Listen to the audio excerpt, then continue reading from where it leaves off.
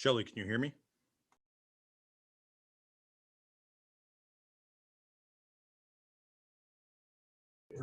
Yes, you can, Jeff. You sound good. Thank you. Okay, thanks.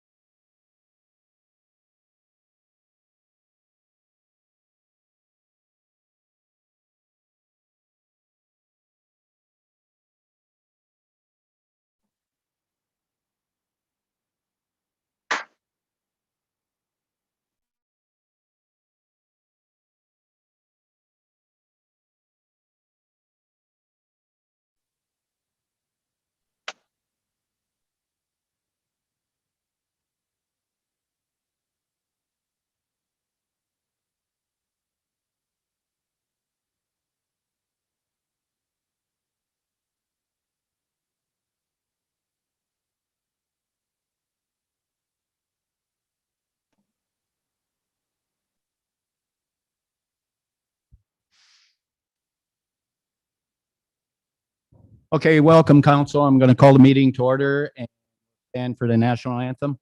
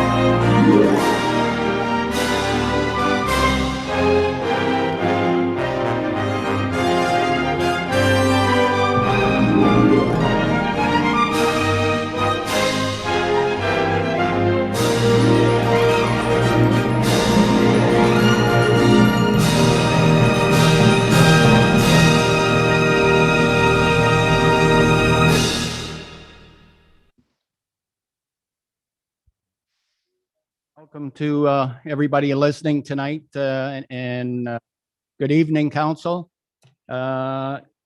Is there any conflict of interest amongst council members here tonight? Seeing none, I need the adoption of the published agenda, and I'm going to go right to Rob first. He's got 2 amendments. Thank you, Mr. Mayor. Just a few items. On the February 1st regular council meeting minutes, we need to make a correction. Under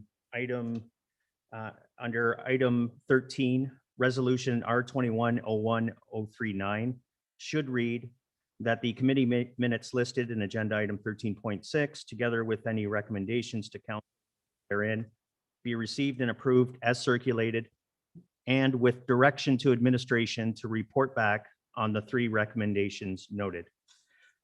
Second item, as part of the published agenda, we have a delegation request from Mr. Perry Basden. Mr. Basden's delegation request was received subsequent to the agenda deadlines, but he has asked council to consider him tonight. He's looking to provide an update to council on the Friends of the Colchester Schoolhouse matter. And then lastly, item 16.1.1 on this evening's agenda, which is a notice of motion re surplus property sold in open market. I am advised that that notice of motion has been requested to be withdrawn at the request of the mover. Thank you, Mr. Mayor. Any questions on these? So I need a motion to adopt the agenda. Need a mover, Councillor Guerin and Councillor Bjorkman. All in favor? It's carried. And I need the adoption of the minutes of the February 1st meeting, please. Need a mover. Councillor Verbeek and Councillor Bowman. Any questions? All in favor? It's carried, and we'll go right into public presentations. And we all know it's Heritage Week. And before we begin, I'd like to say, like we all know, it's Heritage Week. And tonight, council honors 4 individuals who have volunteered countless hours to help celebrate and protect our community's rich history.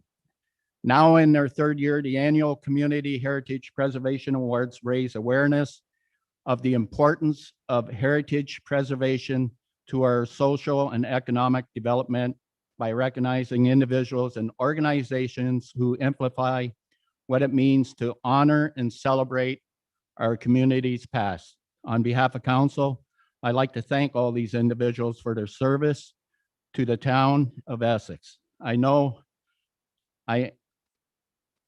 like to welcome Rita Jabor, Manager of Public or Planning Services and Liaison to the Municipal Heritage Committee, to introduce our winners and tell us about their accomplishments. So go ahead, Rita. Through the chair, thank you. It is my absolute pleasure to introduce 4 recipients of the award tonight. Our first recipient is Mr. Perry Basden, who joins us virtually. Perry was nominated by a member of the public for his interest in the town's collective history. Specifically, Perry is recognized as the founding leader of the newly formed group Heritage Colchester, which is dedicated to the protection of the historic aspects of the village of Colchester. Mr. Basden is recognized in the community as a trusted advocate for conservation of the community's heritage assets. Congratulations, Perry. Thank you very much, Rita. I appreciate the kind words. I thank the Heritage Committee in the town of Essex and everyone involved in my being selected for such an honor. Obviously, I haven't put in that many countless hours yet, but in due time, I'm sure I will. I will be recognized later on, I understand, for a brief presentation as a delegate. Is that correct?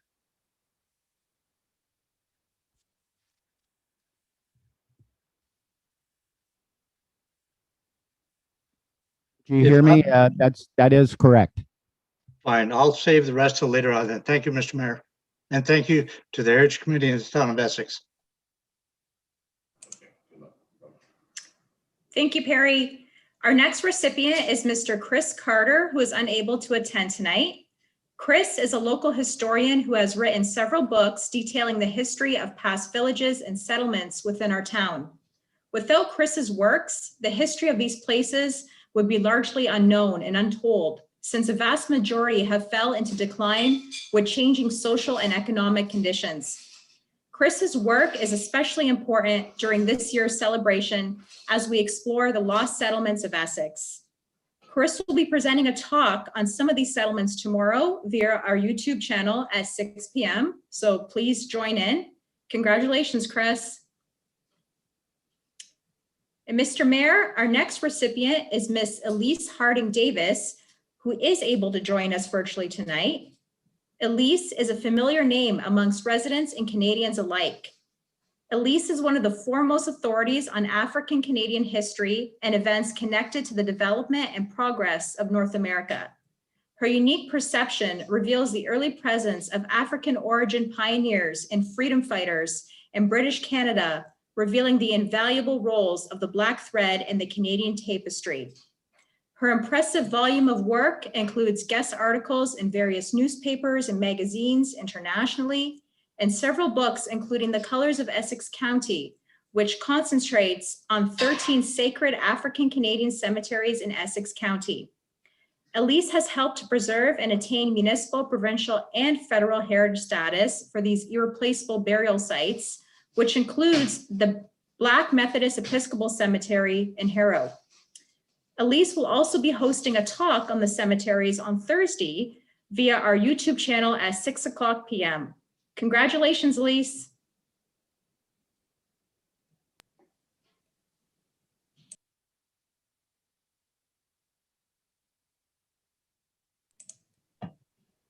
Thank you very much. I'm very honored, particularly to be selected for an award in my own community. I have put in a lot of hours because it's my passion to preserve and protect African Canadian heritage. And I really applaud my fellow awardees for their hard work. Many people don't understand what it is to be driven to do something from a passionate stance. And I will be giving a copy of my book, The Colors of Essex County, to the town for their library. Words on paper are still important.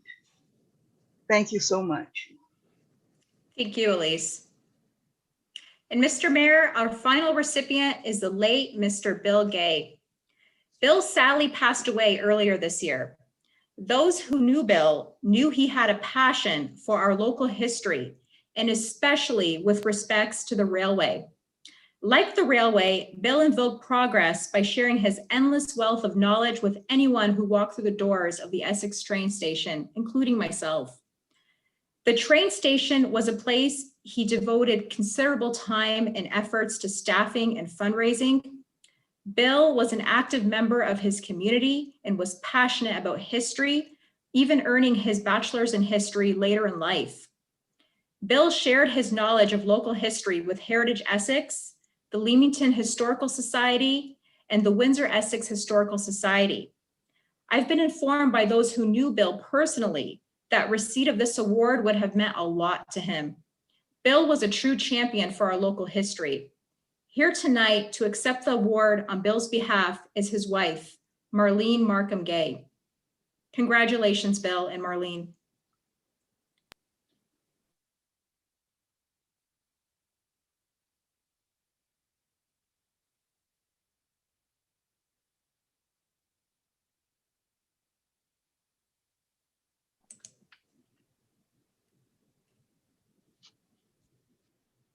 Marlene, you're unmuted. Okay. Thank you very much for this award. It would have made Bill very pleased to have received it. And on behalf of myself and our family, we want to thank you again. It's very fitting, and we hope that we'll be able to display this award at the Essex Railway Station. Thank you. Thank you, Mark. And through you, Mr. Mayor, that concludes the Heritage Award winners for 2021. Thank you, Rita. Once again, I want to thank and congratulate all the winners. It's well deserved. You all work hard, and it's great for our community. So I'm going to open it up right now to council. If they have any questions at all, I'll open it up to council. Councillor Verbeek, go ahead. Thank you. Through you, Mr. Mayor, I just want to thank and congratulate all of the recipients. Everything they do in the community, I'm glad they're being acknowledged tonight for it. I also just want to say a shout out to Mrs. Markham, my brown owl. I want to let you know that 50 years later, yes, I'm still doing my best and still trying to always help the community. It's nice to see you here tonight. And Mrs. Davis, how can I purchase a copy of that book?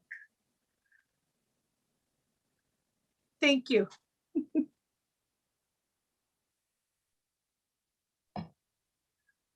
Rita has my email address and my telephone number, and you can purchase it from me. I am the seller of the books. I'd also like to add tonight, for anyone who watches the agenda with Steve Paikin at 8 o'clock tonight, I'll be on his program chatting about cemeteries. That's great. Councillor Bondi, go ahead. Thank you, Mr. Mayor. I also just want to say congratulations to all of our award winners here tonight. I also want a copy of the book, so I will reach out to you, Elise. And I've been watching Elise, I want to say globetrot, but it's more like a county trot right now, going to the different municipalities, and you've had some luck there. So we're watching, and super proud that you're from hometown Harrow and doing all the work. And it's great to see some new people in our community that are heritage advocates getting awards too. So that's good. It's inspiring for the new members that are doing heritage work to also be recognized. So what a great group of award winners we have here tonight, and it's really great to see. So thank you to the town of Essex for doing this as well, and Rita and all your work in the Heritage Committee. Thank you. Councillor Deputy Mayor Malash, go ahead. Thank you, through your worship. Again, congratulations to all of you, all the award winners. I've known Perry just more recently, but the other award winners, I've known them for years, and the amount of work that they've been involved with, and the number of projects in the community, writing stories about our community and informing us as to how things were in the past, and it's just so important that these things are done, so that our young people and even our middle-aged people know what happened in the community. It's just such a fantastic thing, and we're glad that all of you had such passion for our community. Thanks very much. Thank you, Deputy Mayor. Councillor Bowman, go ahead. Thank you, Your Honor. Again, congratulations to all the recipients this evening. It just shows how rich we are in our volunteers in our communities that come forward and give us such a great boost of their talents, and to keep us in focus of what has gone in the past, and how it affects our future. Again, I don't know Perry very well. I've talked to him a few times, but the other three, as Mr. Malash mentioned, I've known very well. And Mr. Gay was a personal friend for many years, and he will be missed very much. I know I miss him already. Again, big thank you to all these people for being committed to their communities and making us a richer community for their presence. Thanks very much. Councillor, anybody else from council? Okay, thank you once again. Congratulations to all of you. And a big hand to every single one of you.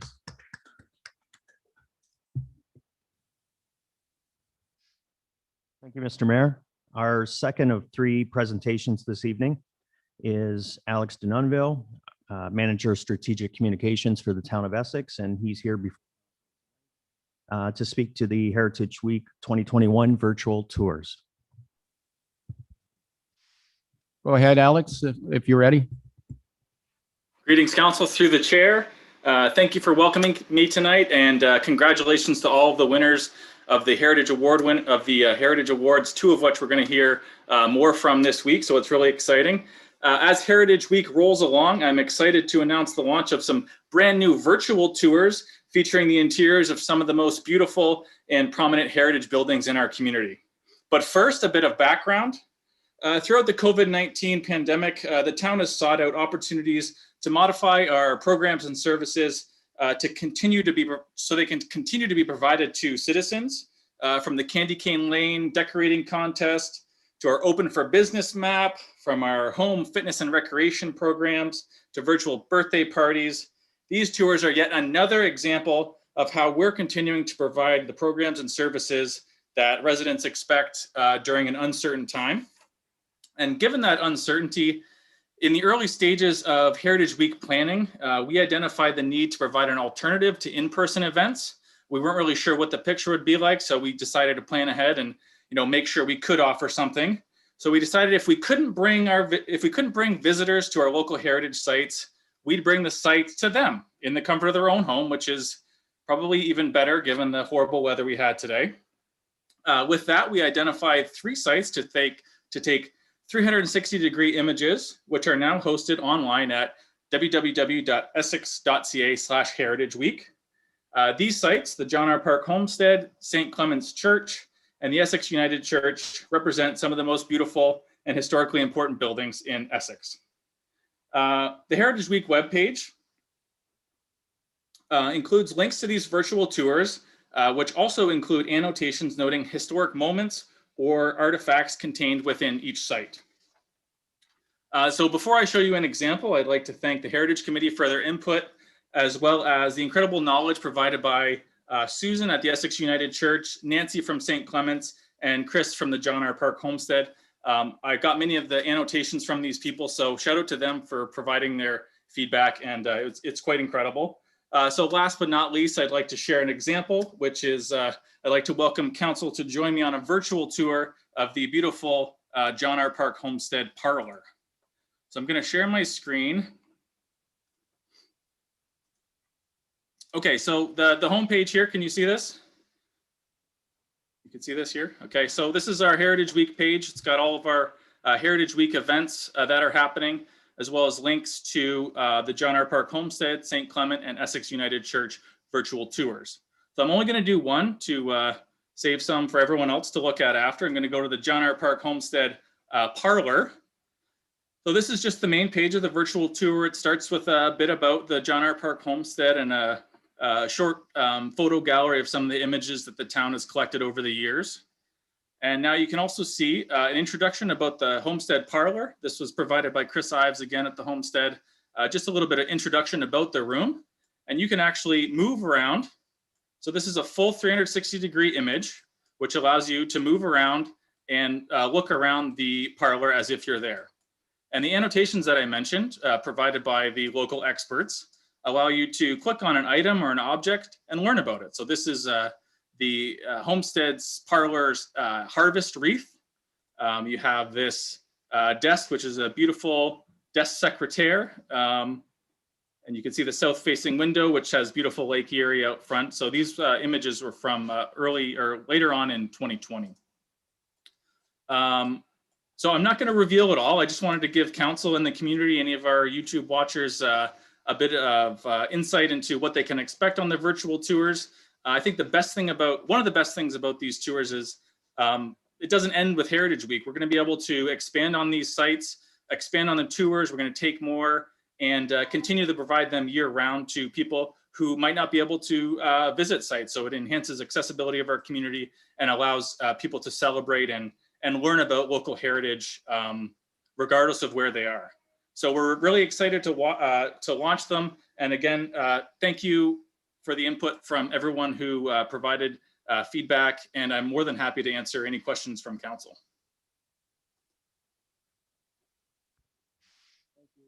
Alex, Deputy Mayor Malash, go ahead. Thank you, through your worship. Alex, I love the concept. You know what they say, a picture is worth 1,000 words. So you're saying a lot by adding these videos. Thanks.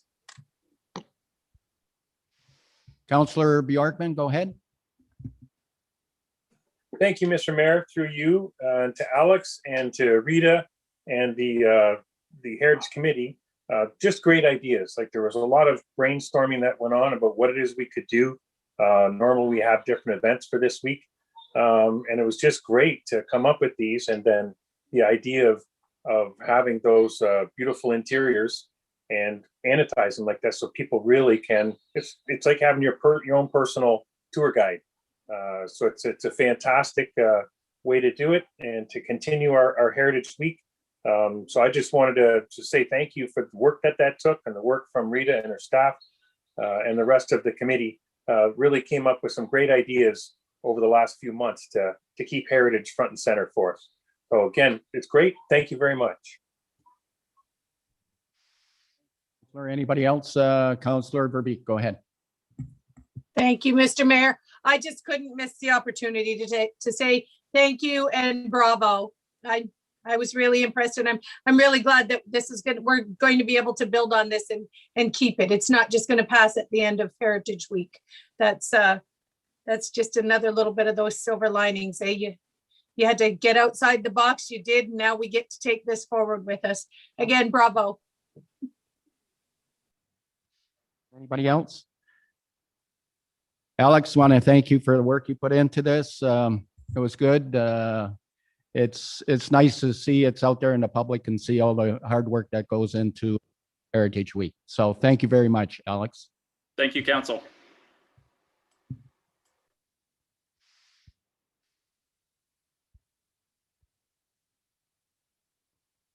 Thank you, Mr. Mayor. Our third and final presentation this evening, as added to the agenda, is Mr. Perry Basden. Again, he's here before council this evening to provide an update on the Friends of Colchester Schoolhouse. When you're ready, Perry, go ahead. Go ahead. Go ahead, Perry. Thank you, Mr. Mayor. I appreciate the opportunity to come before council tonight.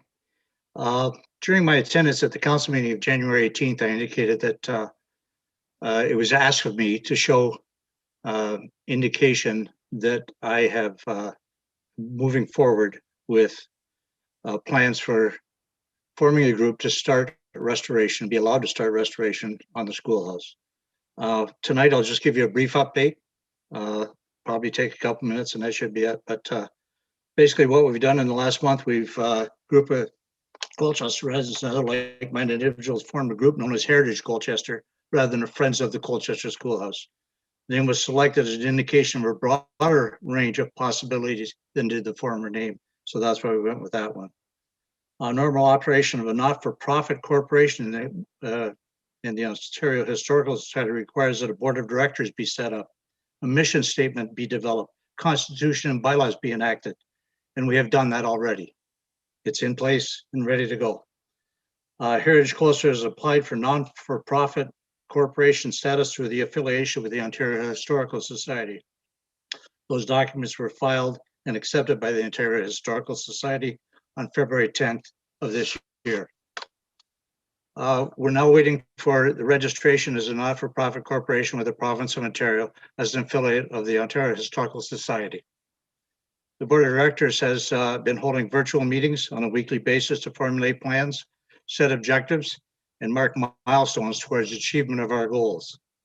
We also hold general membership meetings on a weekly basis and open to all who share the mission and values of the Heritage Colchester.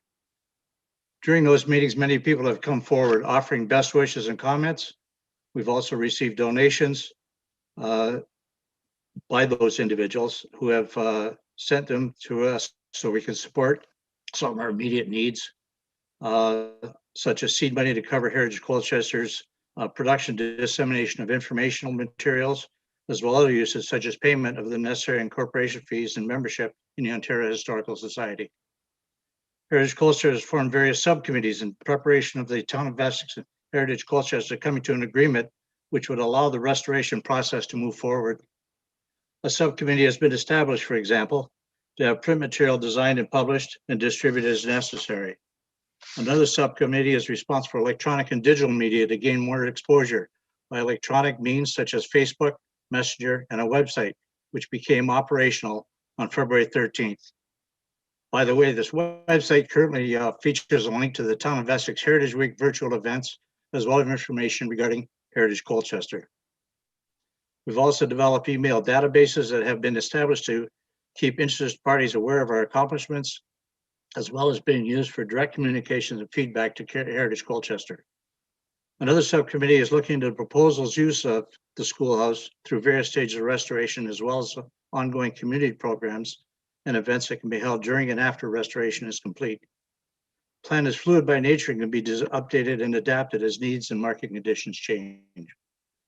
The subcommittee has been set up for the purpose of searching out and filing dates for available sources of funds from grants, endowments, foundations, corporate donations, and public donations.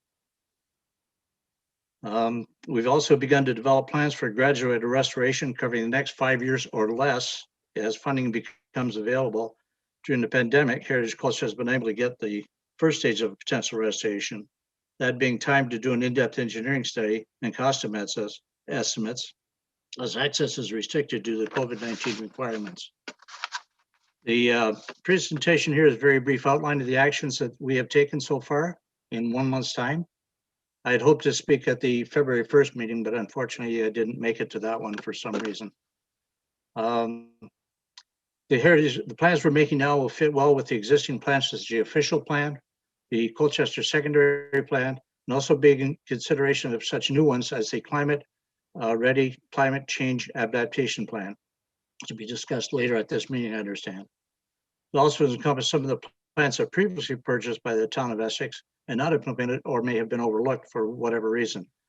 Some of those concepts can be found in the Colchester Center Landscape Master Plan of 2012.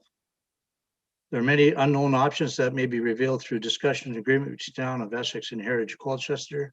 To that end, I would like to begin conversations with the Town of Essex to consider available options that would be beneficial to both the Town of Essex and to Heritage Colchester. Heritage Colchester firmly believes an amicable agreement can be reached that will fulfill the aims and objectives of both parties, which will also meet the needs of the residents of Colchester and also one of the fastest growing segments of the current tourist industry, that being heritage tourism. The Board of Directors looks forward to working with the Town of Essex and moving the process forward, which allow Heritage Colchester to proceed toward restoration of the schoolhouse for the benefit of all concerned. Thank you very much. Thank you, Perry. I'm going to open it up. Any questions for Perry? Councillor Bjorkman, go ahead. Thank you very much, Mr. Mayor, through you. Perry, thank you very much for bringing this to council and keeping us up to date with what you're doing so far. It's quite a list of things that are already on the go. How many people do you have roughly that are working with your group right now? Councillor Bjorkman, right now we have approximately on a regular basis about 15 people active coming to meetings. It varies in and out. We have 29 people on our list of people that have shown interest from various areas, not just Colchester Center, but throughout the Town of Essex, some from as far away as Toronto and various other areas that are from the Colchester area originally that are very interested in what we're doing. That's fantastic. Well, thank you very much. Good work, and keep it up. We appreciate the update. Thank Anybody else from council? Okay, at this point here, I need a motion to receive the presentations here tonight. Councillor Bowman and Deputy Mayor Malash, all in favor?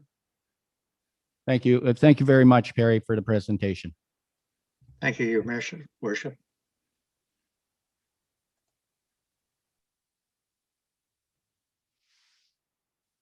Thank you, Mr. Mayor. Item 9 under this evening's agenda, reports from administration. 9.1 is Planning 2021-01, Climate Ready, a climate change adaptation plan for the town of Essex. With the following recommendations: that council adopt the town of Essex climate change adaptation plan and direct administration to begin the process, that council appoint the CAO as the climate change adaptation champion for the town of Essex to lead outreach activities, and that the town of Essex declare a climate emergency and commit to urgently working towards adapting to the impacts of climate change, mitigating climate risk, and preparing for our climate future, all in accordance with the declaration referenced in the published agenda this evening. And also, Mr. Mayor, I believe our Director of Development Services, Lori Chadwick, is looking to for council as well. Lori, if you're there, go ahead. Thank you, Mr. Mayor. Good evening, council. Can everyone hear me okay? Okay, wonderful. Okay, thank you once again, and hello. I'm just looking for my cursor. Here we go. Okay, so tonight, I just wanted to share a couple of things before we embark on making some of these or setting some of these motions in play. As we all know, it's been a long road since council has directed us to develop this CCAP, which is the Climate Change Adaptation Plan. We have had months of internal public and stakeholder engagement to identify effects of climate change specific to the town of Essex. We've had a thorough impact assessment, analysis of action items, and again, months of public engagement as well. So tonight we're asking you to consider adopting 3 sets of motions, as our clerk has shared, to declare that climate emergency, which is in line with the county's declaration. Secondly, to appoint the CAO as the CCAP champion moving forward, and to adopt the CCAP. Just a little bit about each of these. The climate emergency, this declaration is not only in line with the county's declaration, but it also aligns with 444 other Canadian municipalities, including the City of Windsor, the town of Amherstburg, the town of Lakeshore, and the municipality of Chatham-Kent. Declaring a climate emergency will solidify our position in implementing the CCAP. In fact, it is one of our action items. So right off the hop, it would be one of the action items that we would be able to check off. It also solidifies our commitment to implementing the action items and to meet the objectives over the next 5 years, so as not to be a plan that collects dust on the shelf. So it really is something that we, by declaring this emergency, it really does set the tone for us to embark on that plan. In terms of the appointment of our future CCAP champion, the CAO, as we know, the grant through the Federation of Canadian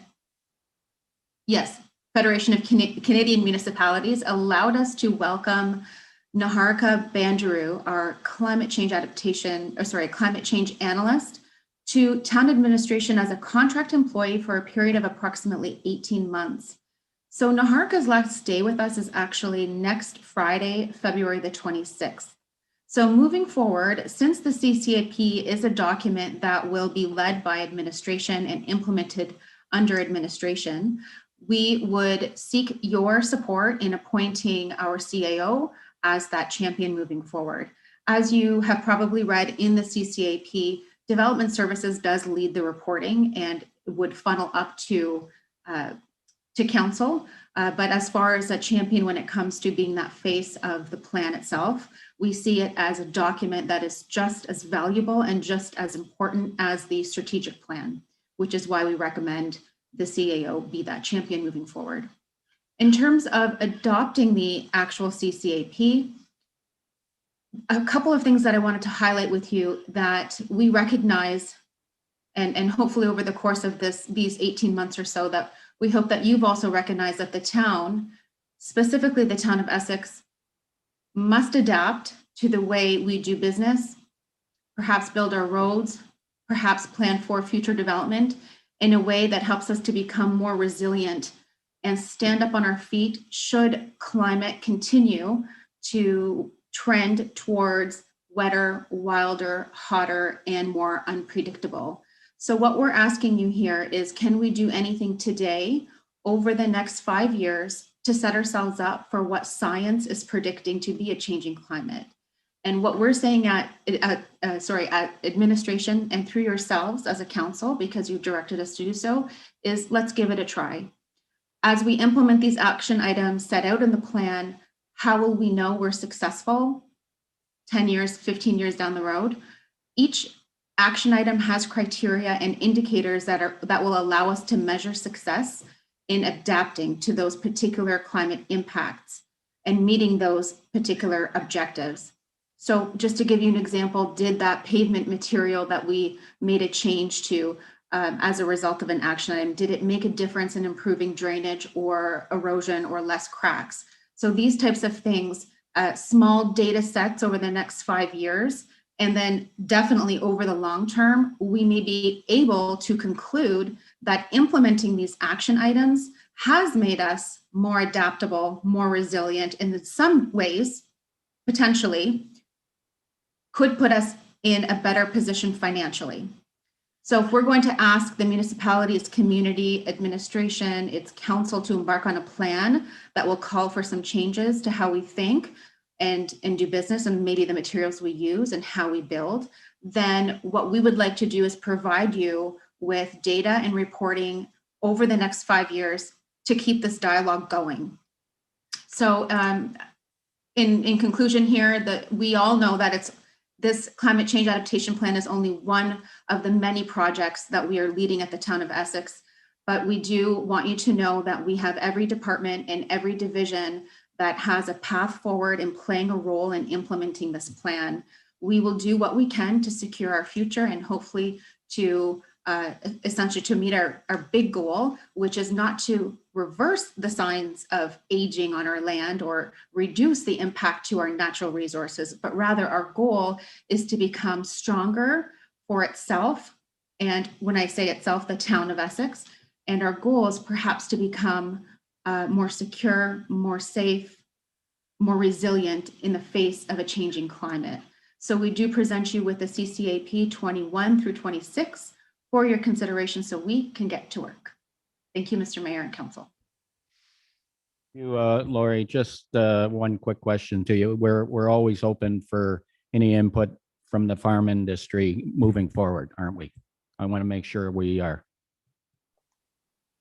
Thank you, Mr. Mayor. And yes, if this is one thing that we've learned all along the way from the day that NAHARCA came on board, is that without stakeholder engagement, we would not be able to meet these objectives. We need stakeholders such as the farming community and natural environment community as well. What we can share is that this plan is the framework for future dialogue when it comes to making changes to policies, when it comes to making changes to programs or operations, that this plan and these action items set the tone, set the foundation for allowing us to continue having this dialogue with groups such as the agricultural community here in Essex County, but that no bylaw or no policy changes pertaining to, for example, tree cutting or buffer strips would be passed if there are impacts to the community without community input and consultation. So really these action items, like I said, we need the community to help us determine, we need them at the table to help us determine what is feasible and what is not feasible, because they are the ones that are going to live and breathe these changes. Just one last thing to council before I open it up. We got to remember it's council's decision where we spend money on this too. We can still adapt this, move this tonight, okay? But it is always council's final decision where we spend money. So just keep that in mind. But I'm in favor of this, so I'm going to open it up for any further questions, Councillor. Thank you. Through you, Mr. Mayor. And Ms. Chadwick, thank you so much. I have just a couple of questions. I also just I do want to comment this team because I was a member of, I was the council rep with this group. There was so much work done. All of our department heads were involved in this. There was a great amount of stakeholder involvement, community involvement, and of course, you know, the council has been invited for months and months since October's special council meeting to input too. So that's not where I was going. My question, Ms. Chadwick, to you right now is, I did hear concerns at the last meeting about, you know, how this is going to cost us. And as the mayor just pointed out, that will be our decision at the time as each, you know, as each item is addressed. However, is it accurate that some departments are already experiencing some elevated costs and things due to the changing climate?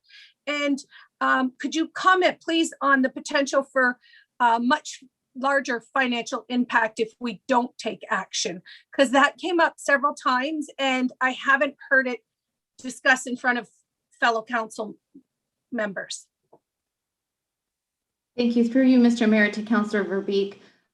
We do have our two team members, our Manager of Planning Services, Rita, as well as Naharka, our climate change analyst, who can assist me with some of these answers. So what I'm going to do right now is do my best, Councillor Verbeek, to speak to that. So on page 22 of the adaptation plan, you'll see a key, and that key is essentially gives us the cost. In many of the action items, those action items would, if there were to be any changes to operating or doing business, those would be incorporated within an existing operating budget.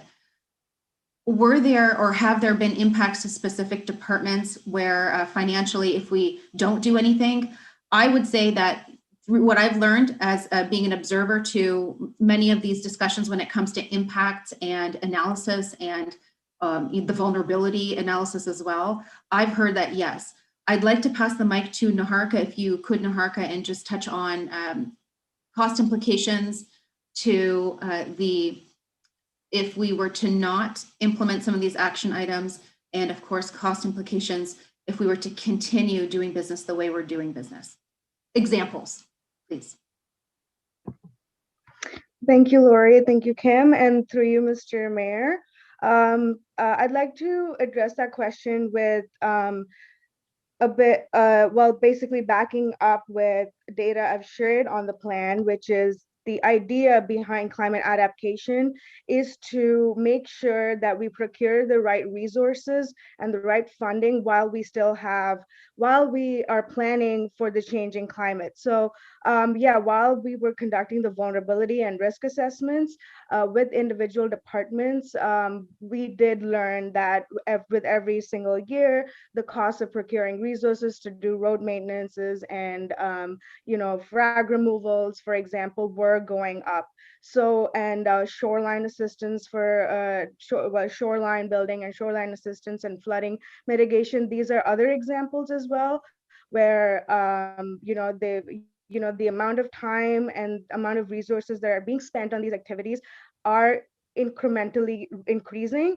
And we can say that should we not start addressing these concerns today, we might be facing more at the time of impact. So from the Insurance Bureau of Canada, I just want to bring this up again. For every single dollar that we spend on a climate adaptation initiative today, there will be a return of investment between $6 to $11. So what that means is that $6 to $11 in averted damages, $6 to $11 between procuring resources today as opposed to when the demand is high in the market. So these are all the different things we're looking at saving on. So with that, we are also within the plan, I want to highlight that by, for example, like when we're looking at cultural programming, we're identifying that there's room now because fall is getting warmer and that early winter is warm, that we can look at opportunities for tourism, for outdoor recreation. So maybe there are the economic opportunities hidden within these planning initiatives as well. So if that answers your question, Councillor Verbeek, I'd like to end it here. But if you have further questions as to how exactly we're going to be cost savings and how cost savings are going to look like, I'll be happy to answer them. Anybody else from council? Deputy Mayor Malash, go ahead. Yes, thank you, Mr. Mayor. So again, I've had several individuals from the community that reached out to me on this, and I've had several conversations with Lori over the last week or so. And thank you, Lori, for explaining again. And I know you've reached out to some of the people that I've talked to that still had concerns after I talked to them. So this is just a framework. And again, it's an excellent framework. And I just want to say that I have no problem with this. I know that our community will still be able to communicate. This is a living document that our community will be able to reach out and help shape some of the policies and bylaws that will be developed because of this framework that we're putting in place. This framework is going to ensure that we give consideration to climate adaptation. And that's what's important about passing this framework document. And I know we're not going to get a chance, and this is probably the last time I'll speak before this is passed, hopefully passed. But I just want to say, Niharika, you've done an awesome job on this. And I think even anybody who's not necessarily in favor of climate adaptation to the depth that we're putting it here, any one of us councillors have to admit that you've actually done an incredible job. I'm glad it was you that was doing this project. Let's put it that way. So thank you and good luck in your future endeavors.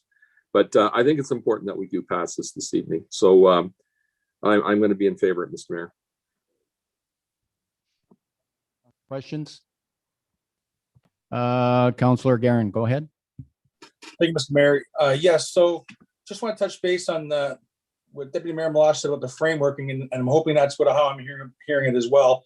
First of all, great plan. I want to thank everyone that worked on it.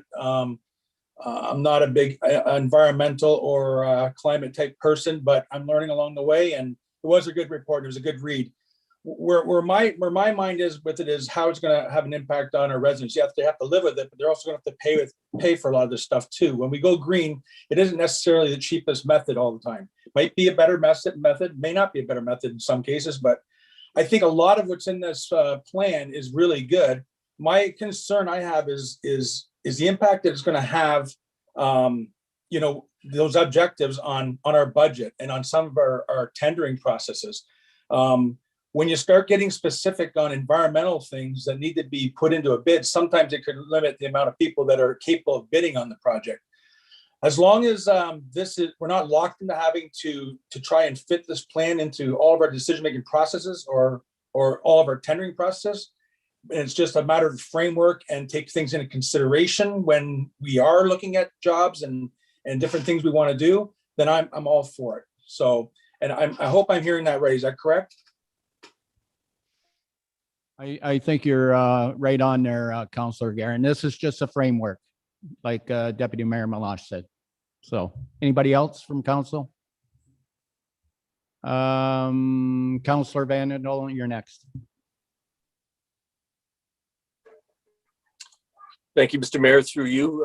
And I've said a lot of these things before this body and before the Essex Conservation Authority, but since now apparently this is going to be carved in stone, I need to say some of it some more.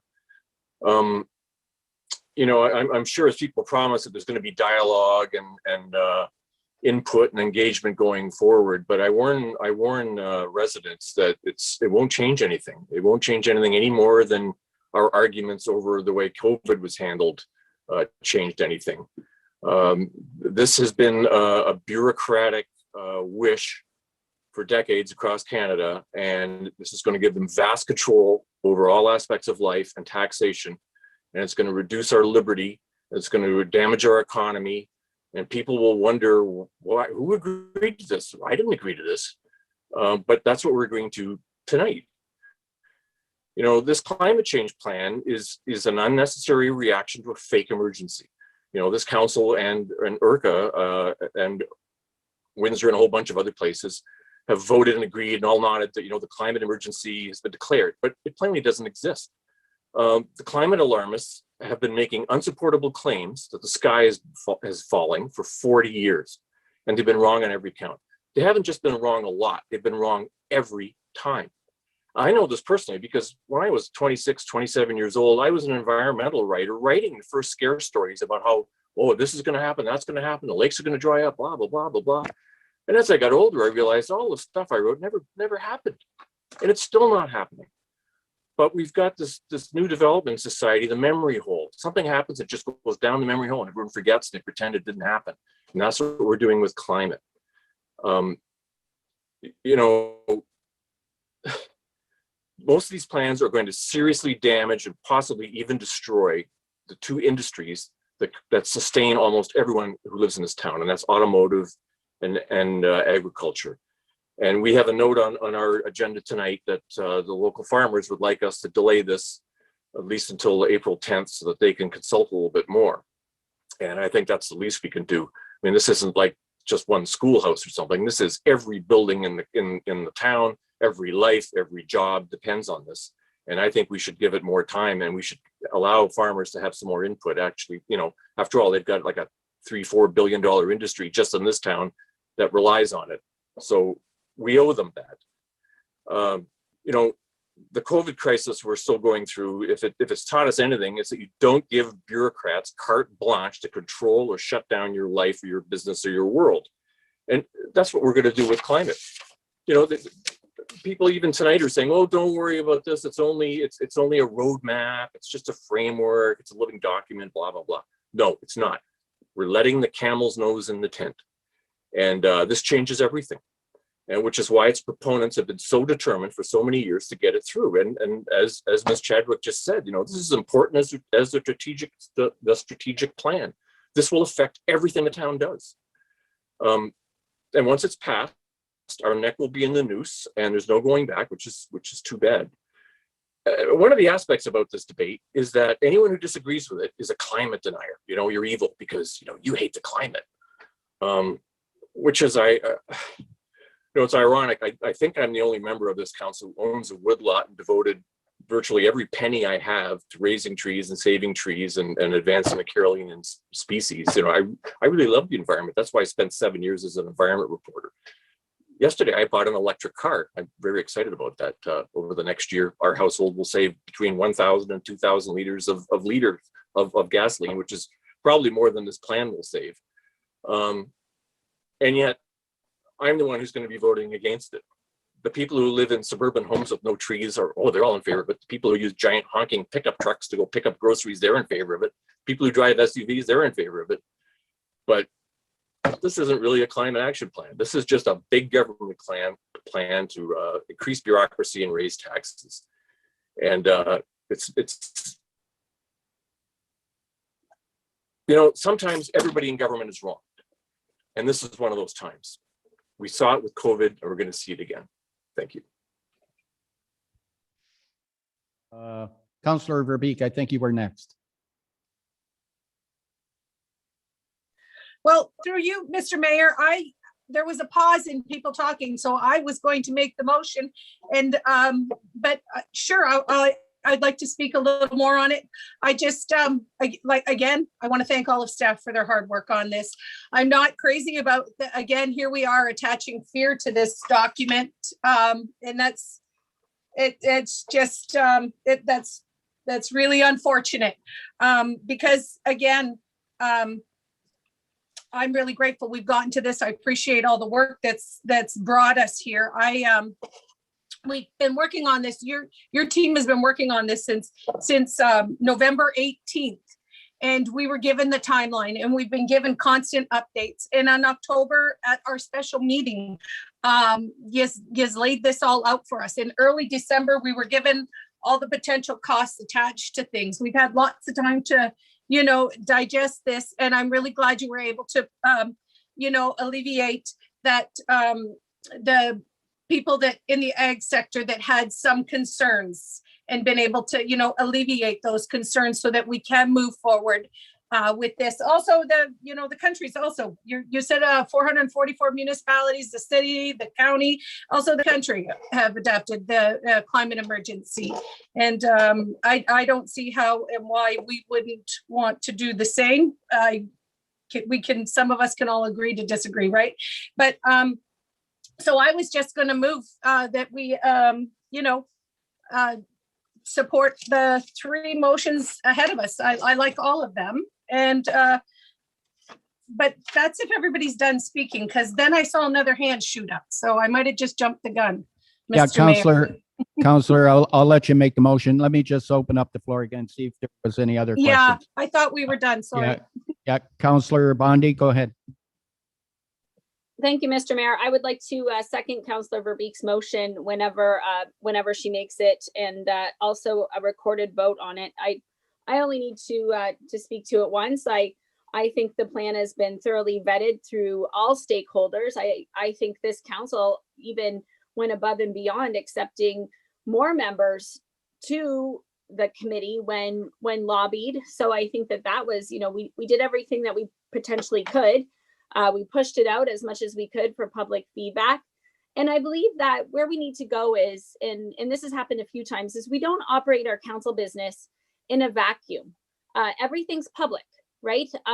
When items come forward, it's up to us to get word out of what is coming forward in our budgets to our supporters or our stakeholders, however we wish, right? If we're voting on something that's important to Harrow, I put it out there. Everybody pay attention. So now the community is paying attention. I believe that there is a lot of really logical things in here. Do I want to support, looking at water filling stations and planting more trees? And these are all common sense moves for our municipality, whether you believe in climate change or not. There are good ideas in this plan to make our communities more livable. For example, at the Essex Splash Pad, I've gone there a few times, but unless you get a tree, and I think there's only 3 or 4 trees, it's almost unbearable to stay there. So right away, let's start looking at how we can make immediate improvements. We need more trees. That is one thing, right? Like the things in this plan, I adore, and I want to run forward with them to the point that I've been thinking already about what can we do for community engagement. So on March 21st, from 2 to 4, I am going to start now on a youth action climate team. So Naruka, if you go away, but if you want to come back and volunteer for Zoom meetings, you are more than welcome. So I already have 4 youth interested. We're going to Zoom once a month, do a couple events a year, whether we can work with this plan, plant trees, plant milkweed, look at doing our garbage cleanups, small things. We need to build generations around sustainability. To me, it's not all about climate, it's about sustainability and learning how to take care of your community. We're learning how to take care of our community right now by implementing this plan. There's nothing in here that is outlandish. And as long as we do our job as a council to let our community know that we're doing, and not sit up here like dictator counselors saying we know better than everybody, because we don't know better than everybody. We go back, we get feedback, and we take it one step at a time. So I'm fully prepared to support Councillor Verbeek's motion. And through you, Mr. Mayor, to the clerk, I'd like a recorded vote as well. Thank you. Thank you. Deputy Mayor Malash. Thank you. One more comment, Mr. Mayor. We did receive a letter from Essex County Federation of Agriculture. I think it was from Brenda Anger, who works in the office there. But I think Lori Chadwick spoke with Leo Gilbo, who's the president of the Essex County Federation of Agriculture, after we received the letter. And it was explained that they had concerns that we were going to be doing some policies and bylaws as part of passing this framework document. They're not as concerned now because we've advised them that we will be consulting with them, and we're not going to be pushing for anything like that until we hear back from the Ontario Federation of Agriculture and the Essex County Federation of Agriculture. So I think that's been pushed to the side now. So I think Lori's going to say something else there. So thanks. Thank you, Deputy Mayor, for that. And through you, Mr. Mayor. Technically speaking, I did speak with Anne Anger, not Brenda. I believe it was Anne. We spoke at length. We also tried to connect Leo for a phone call. It unfortunately didn't work. The conversation I had with Anne, exactly what you had indicated, that we do need ECFA, we do need other agencies to help us identify the feasibility of any changes. And really these changes would not come solely from or for the town of Essex. So it's important to note that any any action items on the community side most of them, we would hope to have a regional approach. So in terms of anything that ECFA would be involved in, we hope to have a regional approach to making, having these conversations, bringing them to the table so that we can have a wider lens on some of these action items, such as can we align ourselves with IRCA and the work that they're doing, for example, on buffer strips or tree cutting or tree planting policies. The last thing we want to do is keep it, specific to our boundaries. We all know that the environment is, it goes beyond, and our climate goes beyond. So those community-based initiatives and action items, we look to have conversations at a regional level, which is why we would expect conversations with ECFA and in ongoing conversations rather. Councillor Bjorkman, go ahead. Thank you, Mr. Mayor, through you. This is it's a polarizing topic. I appreciate Councillor Vanderlolen's position. I don't agree with it, but he represents a lot of people out there who feel exactly that way. I believe that there is a lot of change that's happening, and I believe what we're doing here is again, to Director Chadwick's point, this is a regional systemic way of looking at working as a large group to get around climate change issues that are hurting us and adapting to them. I agree with Councillor Bondi. We need trees at the splash pad, but this is bigger than trees that we would do. We'll put the trees at the splash pad anyway. That we need to do that. But what we need to do is work with our farmers and work with our regional partners and say, okay, we need to. We're getting erosion of our crops. What's the optimal amount of distance for tree lines? Trees are 100 feet tall. For 14 times the 100 feet tall, they break up the wind before it hits the ground. So that was where we need the next tree line. And can we, as a region, break our farms up in a way and run tree lines to help each other to mitigate those changes? What we've done with our stormwater plans as a region is tremendous. Those are the kinds of things that this action plan will allow us to do more and more of. I know people are afraid a lot of times, though. They hear the word regional and it's like, oh my God, we're losing our autonomy. But we have to work as a region. There's savings working as a region. There's efficiencies working as a region. And I would much rather err on the side that there is a problem, that there is a change in our weather patterns and we're doing something about it, than to not do anything. And 20 years from now, let's go way out there, be living in a desert. I don't believe that's going to happen, but I'm just saying it's incumbent on us to do the best thing with the information we have. And right now, the information we have overwhelmingly that's accepted as the science of the day is that there is climate change and there are things we can do to improve our residents' life because of it. So I'm in favor of moving forward with this. I'm glad that there's no bylaws attached to this. As we make bylaws, we will have meetings. We will go to our stakeholders. We will do that work. It's important to get started. This has been 18 months that we directed as a council, that we have moved as a council, and it's time to move forward with it. So I'm in favor. Great job there, Narika. I appreciate all the work you've done. with Director Chadwick and all the staff and your committee. So thank you. I'll be in favor. Thank you, Counselor. We had a mover and we had a seconder, and the mover wanted a recorded vote. So, yeah.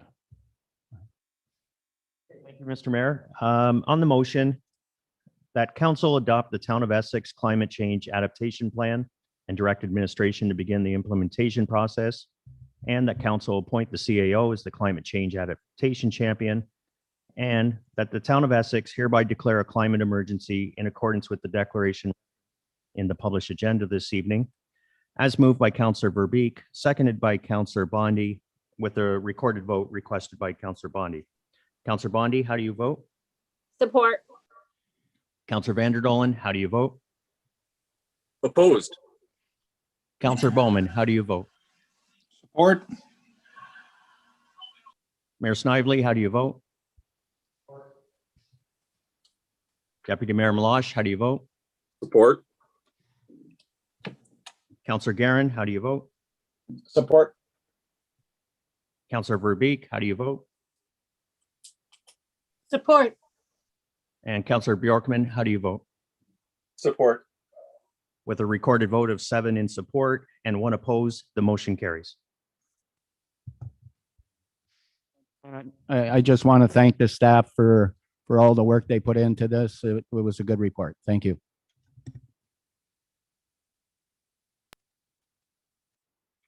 Thank you, Mr. Mayor. 9.2 on this evening's agenda is Capital Works and Infrastructure 2021-01, results of request for tender, Harold Streetscape, for receipt, and that council award the request for tender to JCS Construction, Inc. in the amount of $4,664,479.36. Have a mover, please, on this one. Deputy Mayor Malash and Councillor Bowman, all in favor? It's carried. This is exciting. Can't wait till the Wait, shovel goes in question, the ground. question. Go ahead. Wait, I have a question. Go ahead. Through you, Mr. Mayor. I've never heard of this construction company, not familiar with them. Where are they based?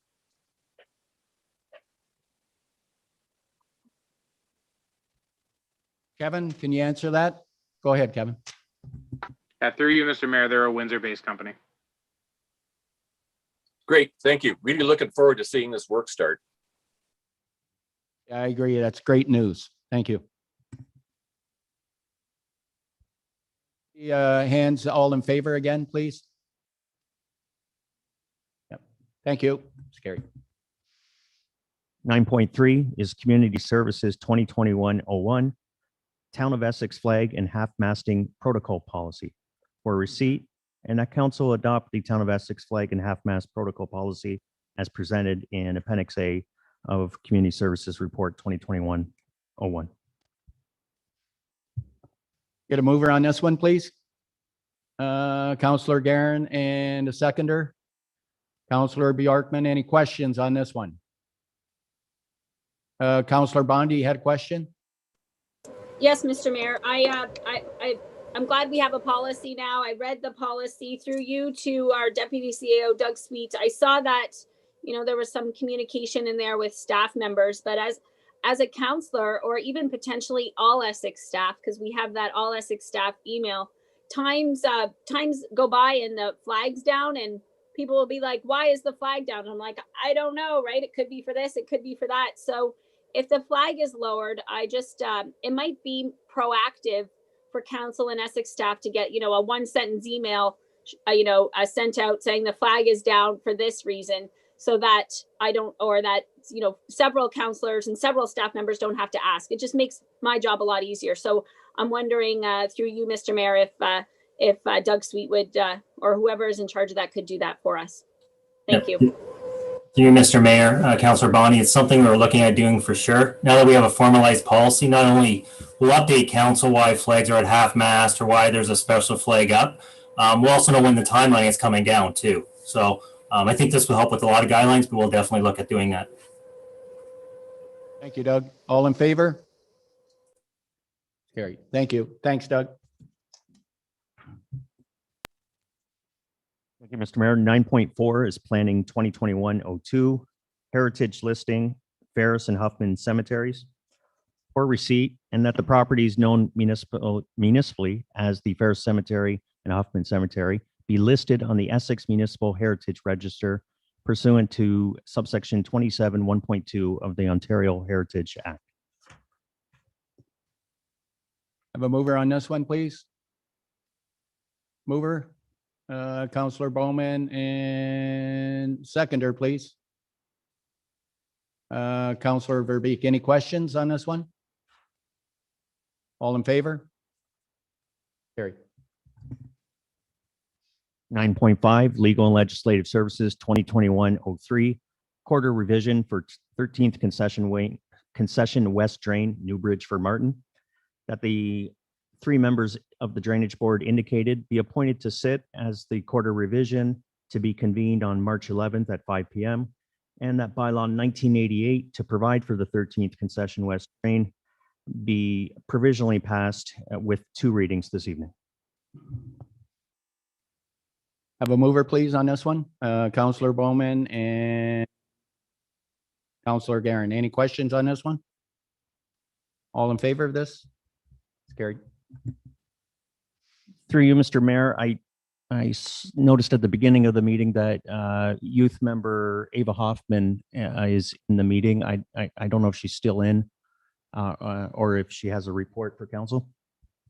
Are you there? Yep, I'm here. Do you have anything to report or? Nothing, just everybody keep staying safe, keep wearing a mask, and I hope everyone's doing well. Okay, great. Thank you, Ava.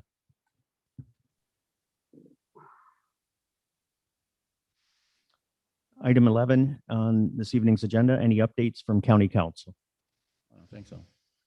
Nothing, Mr. Mayor. Nothing. No. Item 12, correspondence to be received, that all of the correspondence listed in item 12.1 be received and were indicated to further share with the community. Need a motion to receive all the correspondence and then we'll go back if there's any questions on any of them. Counselor Guerin and Counselor Bowman, all in favor? Any questions on any of them? Counselor Bjorkman, you were first. Thank you, Mr. Mayor. Through you, this was 12.1 we're looking at. 12.1.9, community safety and well-being, to have your say. Monday, March 8th, 2021 from 6:30 to 8:30. I think we should make sure that we get that information out to the public, post it on our homepage, so that people have an opportunity to get involved with that. I agree 100%. And we'll do that, Counselor. It's already there, Counselor. Okay, well, as we get closer, just think we should just make sure we remind them. That's a great opportunity. Thank you. Okay, thank you. Counselor Bondi, I think you were next. Yes, thank you, Mr. Mayor. The correspondence from Gravenhurst, if possible, on the, I'm just trying to find it here. There's quite a few. On the firefighter training facility. According to the opinion on our fire department, we should receive and support that. So I'm just wondering if there's any appetite with this council to pull that out to receive and support. That's up to council. So, yeah, I'll do that as a separate motion. I'll do that right now. So all in favor of that one? No, I need a mover and a seconder. So Counselor Bondi, you're moving it. And a seconder is Counselor Guerin. All in favor of this one? It's carried. Thank you, Counselor. Any questions on any of the other ones? Counselor Bjorkman, you're on again. Thank you, sir. Just, I don't know if anybody else would pull it out, but the 12.1.11, it's the farm agritourism on Thursday, this Thursday from 9:30 to 11:30. There's a kind of an open talk that anybody who is involved in agritourism in our town, through the website, you can find the hookup there for any farmers, brewers, cheese makers, anybody that has on-farm business and they're looking to get more information and want to share things with the town. It's an awesome forum to be able to do that. So just to point out that we need to make sure everybody's aware of that. Thank you. Can you repeat that again, Counselor? Where do we go to get this? Go ahead. On the web page, it's going to be Thursday, February 18th, 9:30 to 11:30. Can go to the web page to sign up for it. Any of our farmers, anybody involved with the agritourism.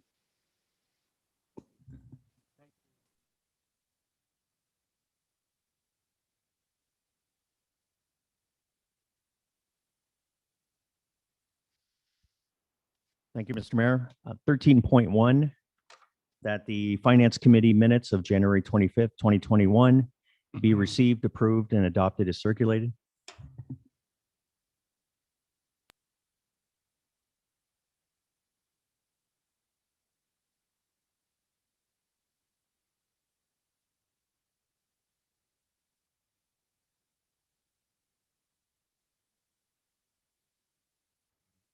You had a question?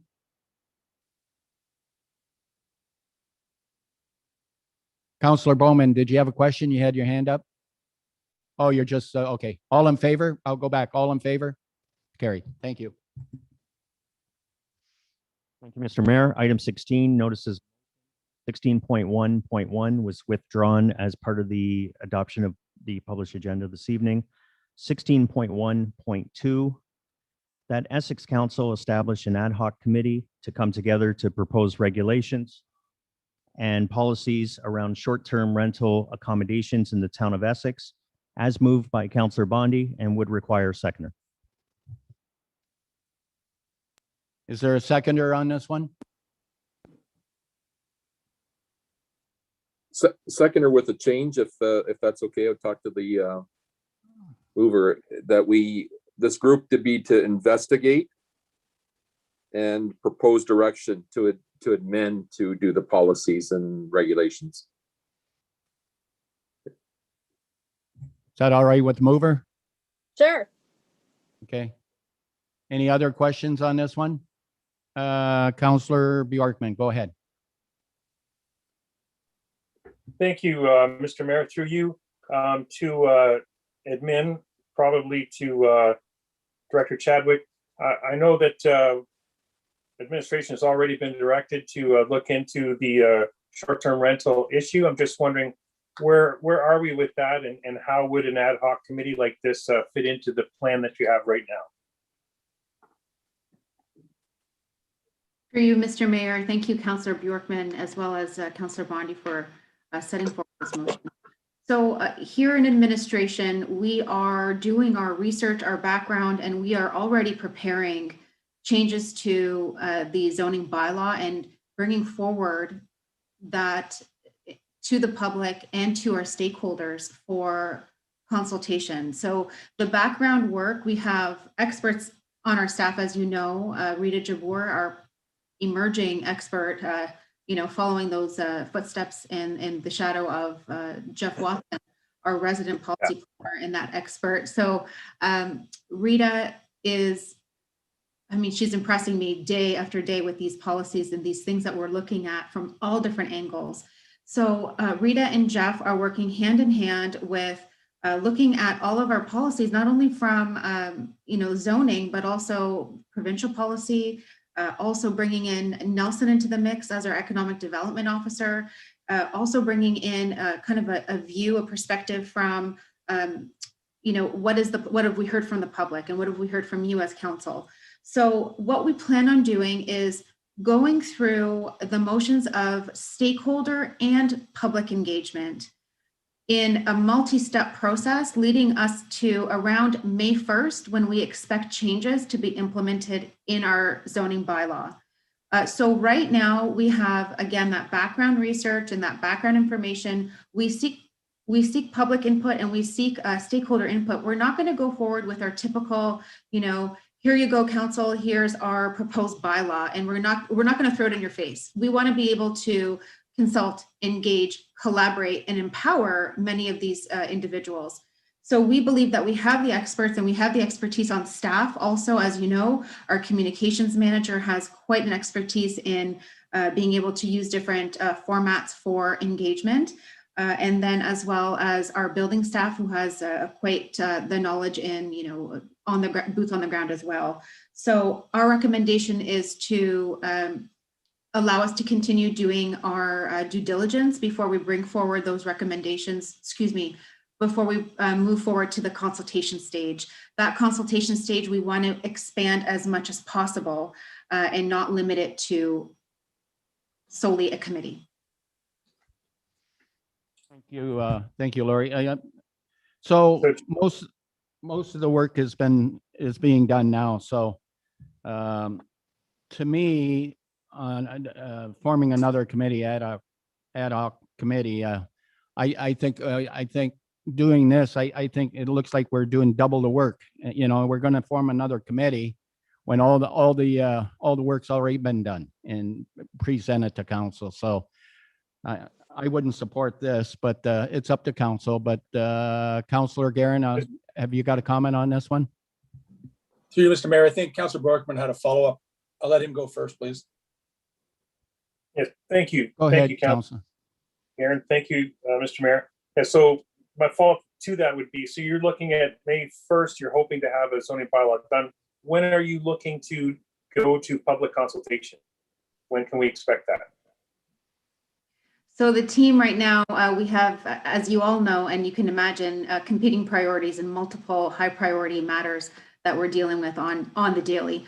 I always joke around and say that we're racing against the clock. So the team right now has not briefed me on the research and the recommendations and the framework for changes and the framework for engaging with the public. I imagine in the next couple of weeks, I will be briefed. And then internally, we also need to pull in our team members, corporate wide, but rather our senior management team. So it's looking to be about a month before we get to the stakeholder and public consultation position. Once we get to that point, there'll be a notice period. There will also be the consultation period, all sorts of great ideas. We have, whether it's a web form or a survey or, some sort of engagement breakout sessions. Naharka had some amazing things. I know Kim can attest to those amazing tools to be able to have breakout groups, even for public meetings. So there's all sorts of great ideas. Once we get public feedback, then we'll have to have also some time to put it all together in a report to council. I imagine, Councillor Bjorkman, about a month before we get to that public and stakeholder engagement position. Okay, thank you. Councillor Guerin, you were next. Thank you, Mr. Mayor. Yeah, so Councillor Borkman actually took the question that I was going to ask out of already. So, but I'll just follow up on a couple things. The ad hoc committee, I guess, would have been a great idea if Ms. Chadwick's department and administration hadn't already taken the initiative to start looking into the short-term rentals and such. I think anything at this point might be maybe not so much stepping on their toes, but like Mayor Snively said, maybe duplicating the efforts. I think we're that close to it. We should maybe just wait to see. It sounds like our residents are going to have say and input into it. It's not going to be an easy bylaw when we get to the decision-making process time, because we know a lot of the people have spoken, especially out Colchester way, where there's a lot of these STRs and they oppose it. So hopefully, I trust that the administration have the expertise to get to where we need to get to, and then hopefully just do some polishing once we approach the resident part stage of it. Thanks. Councillor, any other further questions on this one? Councillor Bondi, go ahead.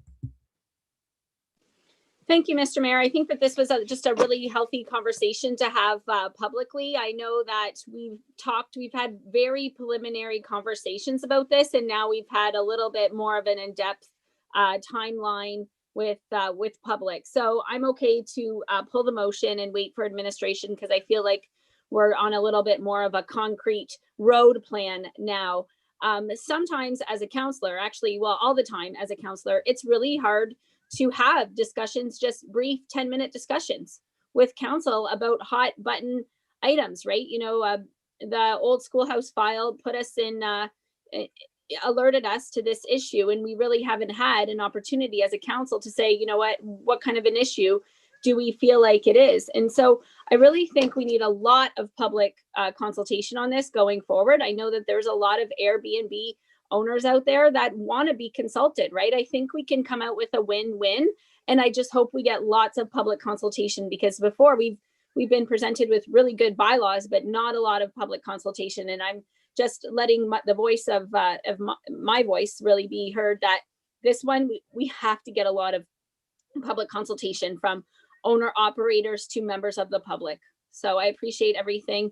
And I'm glad to hear that there's a timeline, somewhat of a timeline. So thank you, Mr. Mayor. I'll withdraw the motion.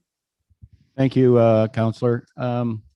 Okay, so the motion, the motion to withdrawn. Okay. move on. Thank you, Mr. Mayor. 16.2.1 is also a notice of motion that's coming before council this evening for its consideration. That the council committee meeting videos be uploaded and put online as moved by Councillor Bondi and would require a seconder. Is there a seconder on this motion? Councillor Verbeek. Go ahead, Councillor Bondi. Thank you, Mr. Mayor. I'm just wondering if our administration can review what other towns are doing in terms of uploading videos. I know, like I've zoomed into several meetings. I've zoomed into the Arts, Culture, Tourism Committee meetings. I've zoomed into One Heritage, and I often zoom into the Police Service Board meetings. And they're just, I do it for me. I do it so that I know what's going on, because it's so great. There's not always reporters at every meeting. And then I take that knowledge or what I've learned, and I've brought it back to the community. So it's really about engaging our community and ensuring that our community is, is transparent. And this way, our committees are full. Many of our committees are full, except for, I believe, our Heritage and our Access Committee. There's a spot on each of those, but most of our committees are full. And, if you have a PVR at home, you can tape a show and watch it when you want to watch it. Right now, our Police Service Board meetings are, the third Thursday at 4:30. And if you're not available the third Thursday at 4:30, you can't watch it. So if there's an issue that's important to you, maybe you can't watch it because there's no PVR in our town meetings. But when our meetings are on YouTube, you can watch it at your convenience. And it's a nice public record. I know we have minutes, but minutes don't always explain everything that goes on in our meetings. So just asking for, increased level of transparency on our committees.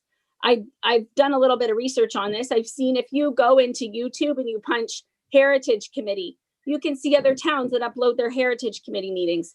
If you punch in Police Service Board, you can see the town of Tecumseh has their Police Service Board meetings on YouTube, which is pretty cool. I watched one today, and their council gave their administration direction to have the Police Service Board meeting on there. So I don't know, just something that I've been thinking of after the last Heritage issue with the schoolhouse. A whole bunch of residents in Colchester wanted to watch the Heritage Committee, and many of them got links to get in. And then, many of them basically begged to get it uploaded after so that others could watch it. And it did. But watching this is a public meeting. When you sit on a committee at town hall, it's public. Watching a public meeting shouldn't be that hard. That's just my opinion. Just wanting to know my other fellow councilors and seeing if there's any desire to move towards more transparency for our committee meetings. Thank you, Mr. Mayor. Thank you, Councillor. I'll open it up for discussion from council. What's your desire? Councillor Bjorkman, go ahead. Thank you, Mr. Mayor. Through you, I think there are committees that are probably worth having recorded, depending, things like our Police Services Board, a couple of the others. But I happen to sit on a couple of committees, And so I got thinking about this and thought I'm going to talk to my committee members and see what they think of having their meeting recorded and put up on YouTube. So I did a poll with 3 committees, and overwhelmingly, the members of the committees were not in favor of having their meetings recorded and put onto YouTube. There were a number of reasons why, but the questions that I asked them, and I would just want to share these with you, was do you feel that this will change how freely you share your ideas in a meeting? Because our committee meetings are much looser than our council meetings, and we're dealing with residents who are involved in it because they're passionate about these particular things. But sometimes our ideas are a little bit out there, and that's good. It's good that they feel that they can speak to it, and we can laugh about it, carry on. One of their concerns is that, so if it gets posted up to YouTube, then it's there forever. Anything that they say, and if they make a mistake or say something wrong, in this day and age, some of these things end up getting snipped out, put onto YouTube, and a little caption underneath. Can you believe this got said? And there's a real concern with some of our members that sort of thing that can happen, that there are things that they say can be taken out of context. And probably 30% of the people that I polled told me that if we were going to record these and post them up to YouTube, that they would not seek to be on their committees again. So I think before we do anything at this point, it's very important that the people who are on committees are consulted, and that they have a say in it. We don't want to lose these people. We've got very good groups, but they're there sometimes for a different reason than some of us run for council. And we understand we're going to be under the microscope. Everything we say is going to be recorded and handed back to us at some point and say, do you remember when you, and that's not necessarily what our private citizens are looking for. So I think at this point, we shouldn't move forward with that. If this is something that we're going to do, it's something to do at the beginning of a term when we're putting our committees together, and people know ahead of time, this is how we do it. It's going to be recorded, and they're aware of it. So at this time, I would say it's not a good idea. There may be a couple of committees that it's good to have, and they're more professional and wish to be part of it. But we really need to bring all of these people in before we do something like that. Thank you. Thank you, Counselor. That's terrific feedback. I'm glad you brought this forward. Some of the committee members. That's very, very smart on your behalf, and got the feedback from them. Counselor Van Dolen, you're next. Go ahead. Thank you, Mr. Mayor. Through you, yeah, my main concern is cost. I'd like to know how much this would cost to put all these committees on, because then we'll know whether it's worth it or not.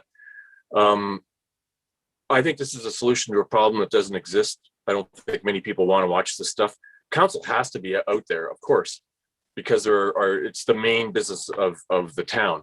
But a lot of these little committees, I mean, even though this is the main business of the town, right now, we have 38 people watching. 38. I bet half of them work for the town. Out of 20,000 people, that's how few people want to watch this stuff.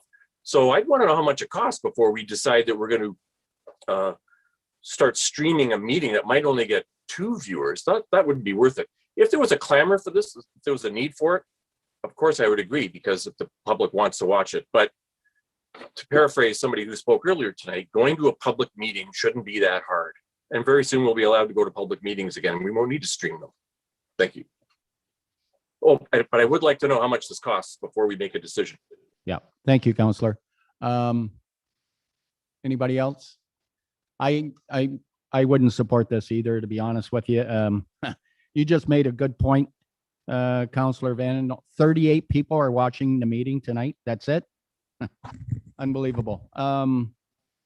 Counselor or Deputy Mayor Malash, you are next. Go ahead. Thank you. Through you, Your Worship. Yeah, I'm of the same opinion as Councillor Bjorkman here on my first thought was on some of the committees that I've sat on too would stagnate some of the creativity and some of the ideas that flow because people may be too embarrassed to be recorded and have the public know that they came up with some of these ideas. But everybody gets comfortable with the committee when you're sitting on a committee, and they're not afraid of being chastised by other committee members for coming up with maybe something that was out of the box, but may not present it if they knew that it was going to be recorded and other members of the public could reach out and say something about it. There are also committee members who sometimes it takes a lot to draw out their ideas, and I think they'd be a lot more nervous about it if they were on camera. So I think for those reasons, I do believe that there are two committees though that we should and have recorded. One of them being police services, which is already happening, but the other one is committee of adjustment, because that one is really a bunch of rules that are just being followed and thrown out there to say, okay, these are the rules, and this is the reason why we're bending the rules a little bit. Those meetings, I think, would be committee of adjustment would be a good meeting to have recorded for record, so that you can go back and hear exactly what was said in a lot of instances. So those are the two committees I think would be benefit. Police Services Board and Committee of Adjustment, I would say, are two boards that should be recorded. Thanks. Just a point of information, the Committee of Adjustment is recorded already. It's on our website.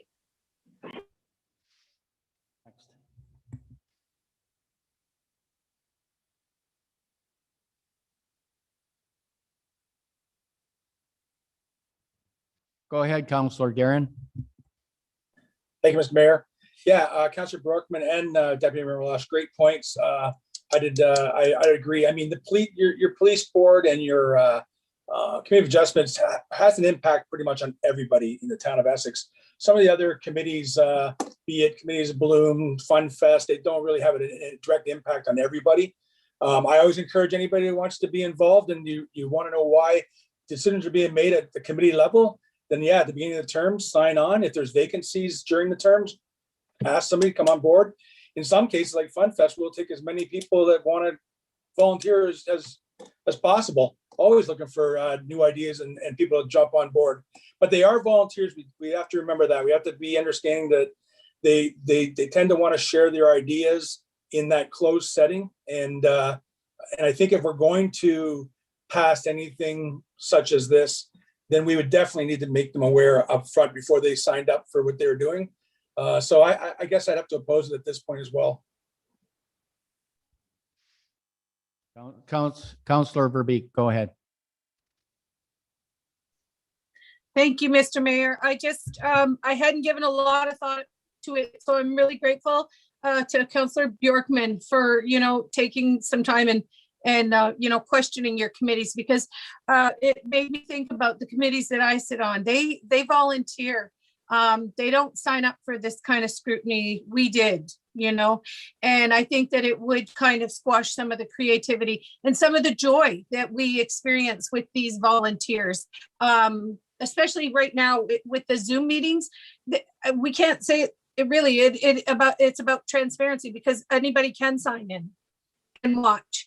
But we're learning, especially this term, we're having snippets of our meetings posted out on Facebook, and I think that would really stifle some of the creativity, as our deputy mayor said. But I also think some of the committees that I serve on, and it would really make our volunteers uncomfortable. So I wouldn't be comfortable just doing it to all of them. But that was my first question as well. As you heard from a couple of others, like what would it cost us to do this for a couple of them?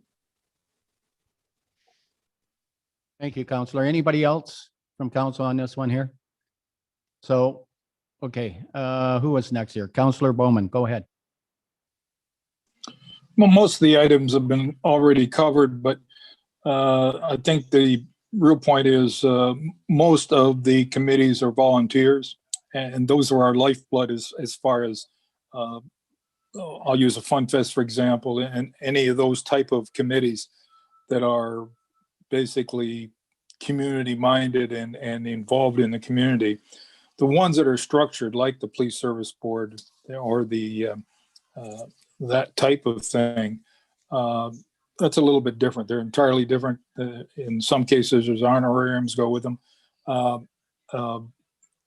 Those I have no problem with them being broadcast, but the other ones, it's much more restrictive on the individual that is coming in. So anything that you do to cramp the style of your volunteers will have a negative effect. And the cost, I don't think at this point makes much difference, but the protection of your committees is extremely important. And the ones that are have great controls on them, those controls are there for a reason, and their structure.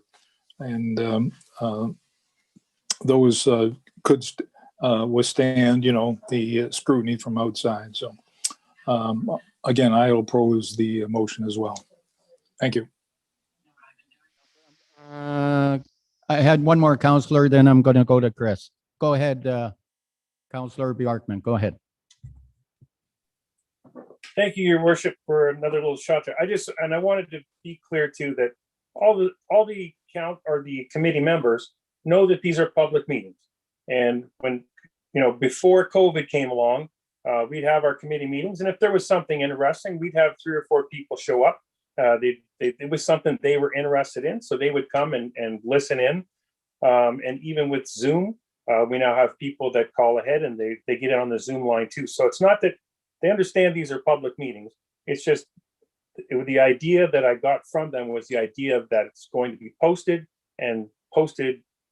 forever for everyone to watch. And that was the part that they were uncomfortable with. So, but they are public meetings, and they're all aware that they do this in a public forum. Thank you. Go to Chris. Go ahead, Chris. Thank you. Yeah, there's been some questions tonight about cost. There definitely would be a cost, a resource cost, I guess, and financial cost, depending on required. As this world moves to Zoom meetings, the IT department and the IT support grows, which means they're needed at those meetings. So, being here at council meetings, now committee meetings, there's potential for additional costs that weren't budgeted for in this year's operations budget. As well, there's the, if the meetings are going to be, I want to say more formalized, but then the cost of resource potentially training with respect to the legislative side of it, right? Running of the meeting and whatnot, because they're volunteers on our end as well, in terms of a lot of times the admin staff that are running it are volunteer to run it and spend their time, whether they're chairing or supporting it in the clerk's duties. So there are some additional costs involved, financial and resource driven. I don't have those. It would depend on how many meetings and which meetings, but it would be something to consider. So I'm going to go to Councilor Bondi. Go ahead.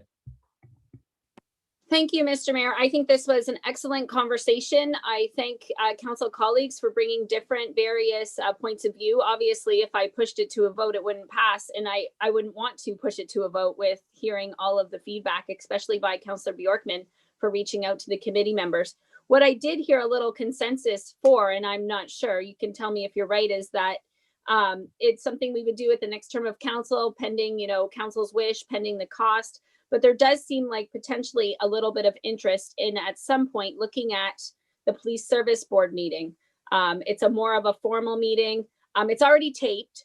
So it's already taped. And I know this because I've gone to them and I see the recording. So all I would have to be doing is uploading it after. And the meetings are at 4:30. So maybe perhaps, after the deputy mayor gets done work, he wants to go home and watch the police service board meeting. Like I go to the police service board meeting for me, so that I can answer questions that I get out there. I go for relationship building. I listen so that I have an understanding, because we did the survey and the survey came back, some good, some bad. And I want to know, I want to have my hand on the pulse. So that is a meeting that I really think I love going. It's great. The new chair, Councillor Kim Verbeek, does a fantastic job. It's really good to hear mental health, traffic enforcement. They've upped their traffic enforcement.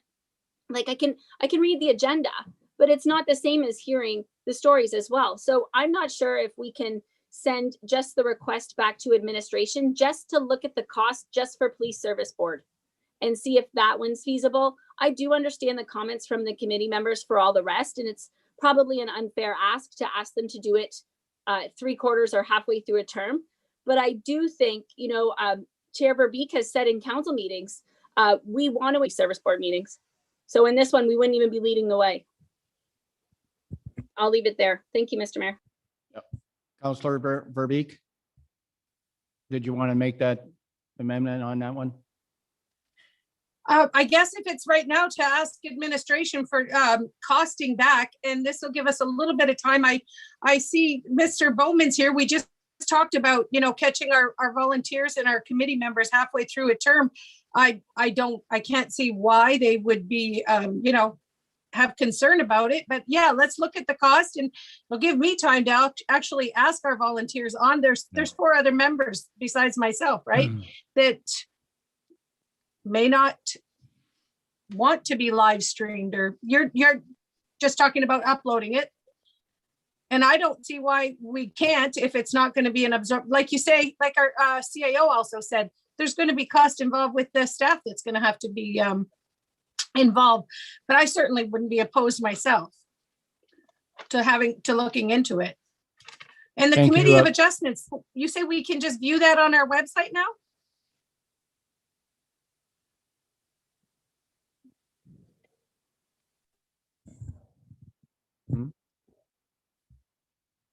Yeah, Councillor, I believe it's live stream.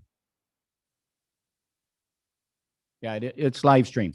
But anyways, I'm going to go back to council. It's up to council. If council wants to have admin look at the cost of the police service board meetings, it's up to council. So I need a vote on that one, if they're all in favor of looking at that. Councillor Bjarkman? Yes. What is the motion on the floor right now?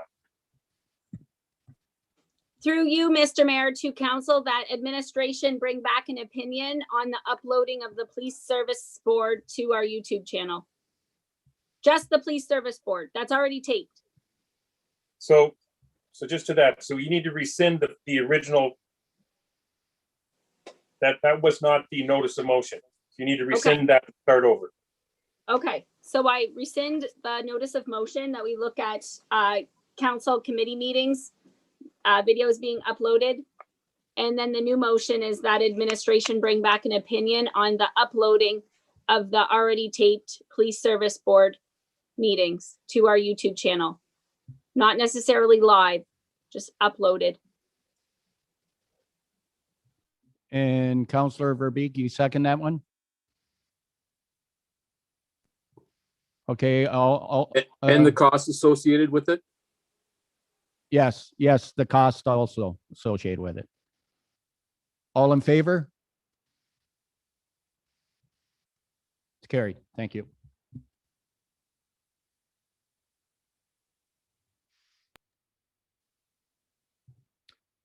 Item 17, we have reports and announcements from the council members this evening. Right past the Harrow Streetscape announcement, the tender being accepted tonight. So I just want to go back to that and just say how exciting it is that it's been put out to tender. The tender was accepted, and the fact that it actually came in under budget. We don't get a lot of things that come in under budget, and it came in under budget enough that if we have some unforeseen issues, things come along, there's some monies there to work with. So I just want to thank the team in administration for getting that out there and getting it processed. There was a number of companies that came back to us. There was a lot of interest in helping us see this streetscape come to fruition. So great job by the whole team, and we're excited about getting into the ground and getting it started. Thank you.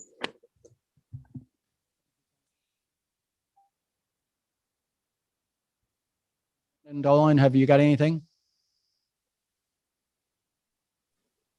Yes, I do, Mr. Mayor. Thank you.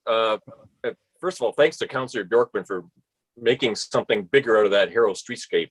We should really be wallowing in this. This is great. It's been years in the making, a decade, so it's terrific.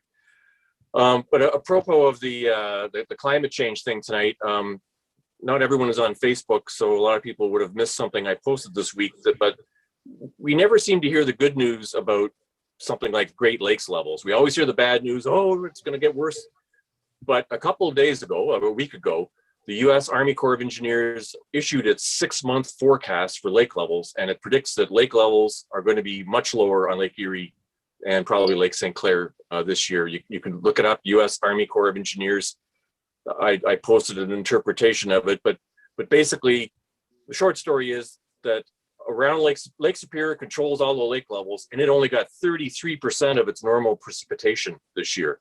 So even though we got the equivalent of an inch of rain last night, precipitation all around the basin is way down. And because there was little ice, evaporation was way up. That's why we ended up with these high levels to begin with, because the lakes froze over about 5 years ago. That's why we have high levels now.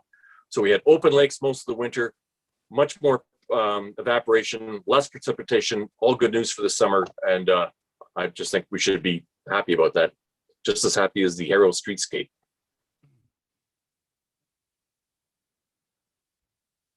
I'm going to go to Deputy Mayor Malash. Have you got anything tonight? We're going to come back to you on your Roma, but have you got anything to?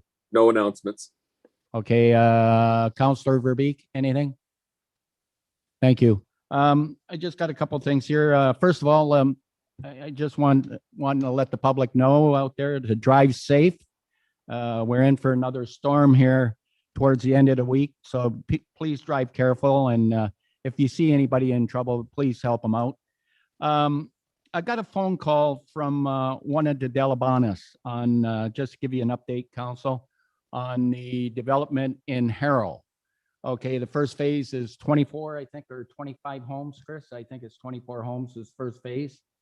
And Chris and I have been working with Delabana to try to help him out, guide him along. He wants to put the shovel in the ground, but it's at his end. It's not at the town's end where the problem is. So just give council an update. Chris and I have been working with him through the weekend and trying to guide him along to get the shovel in the ground. So hopefully we give him some information, and hopefully we can see the start of that subdivision. So it's a long time coming, and it's a lot of work. It's a lot of work just to keep pushing these developers to put the damn shovel in the ground. But Chris and I, like I say, we worked all weekend on this. So just to let council know.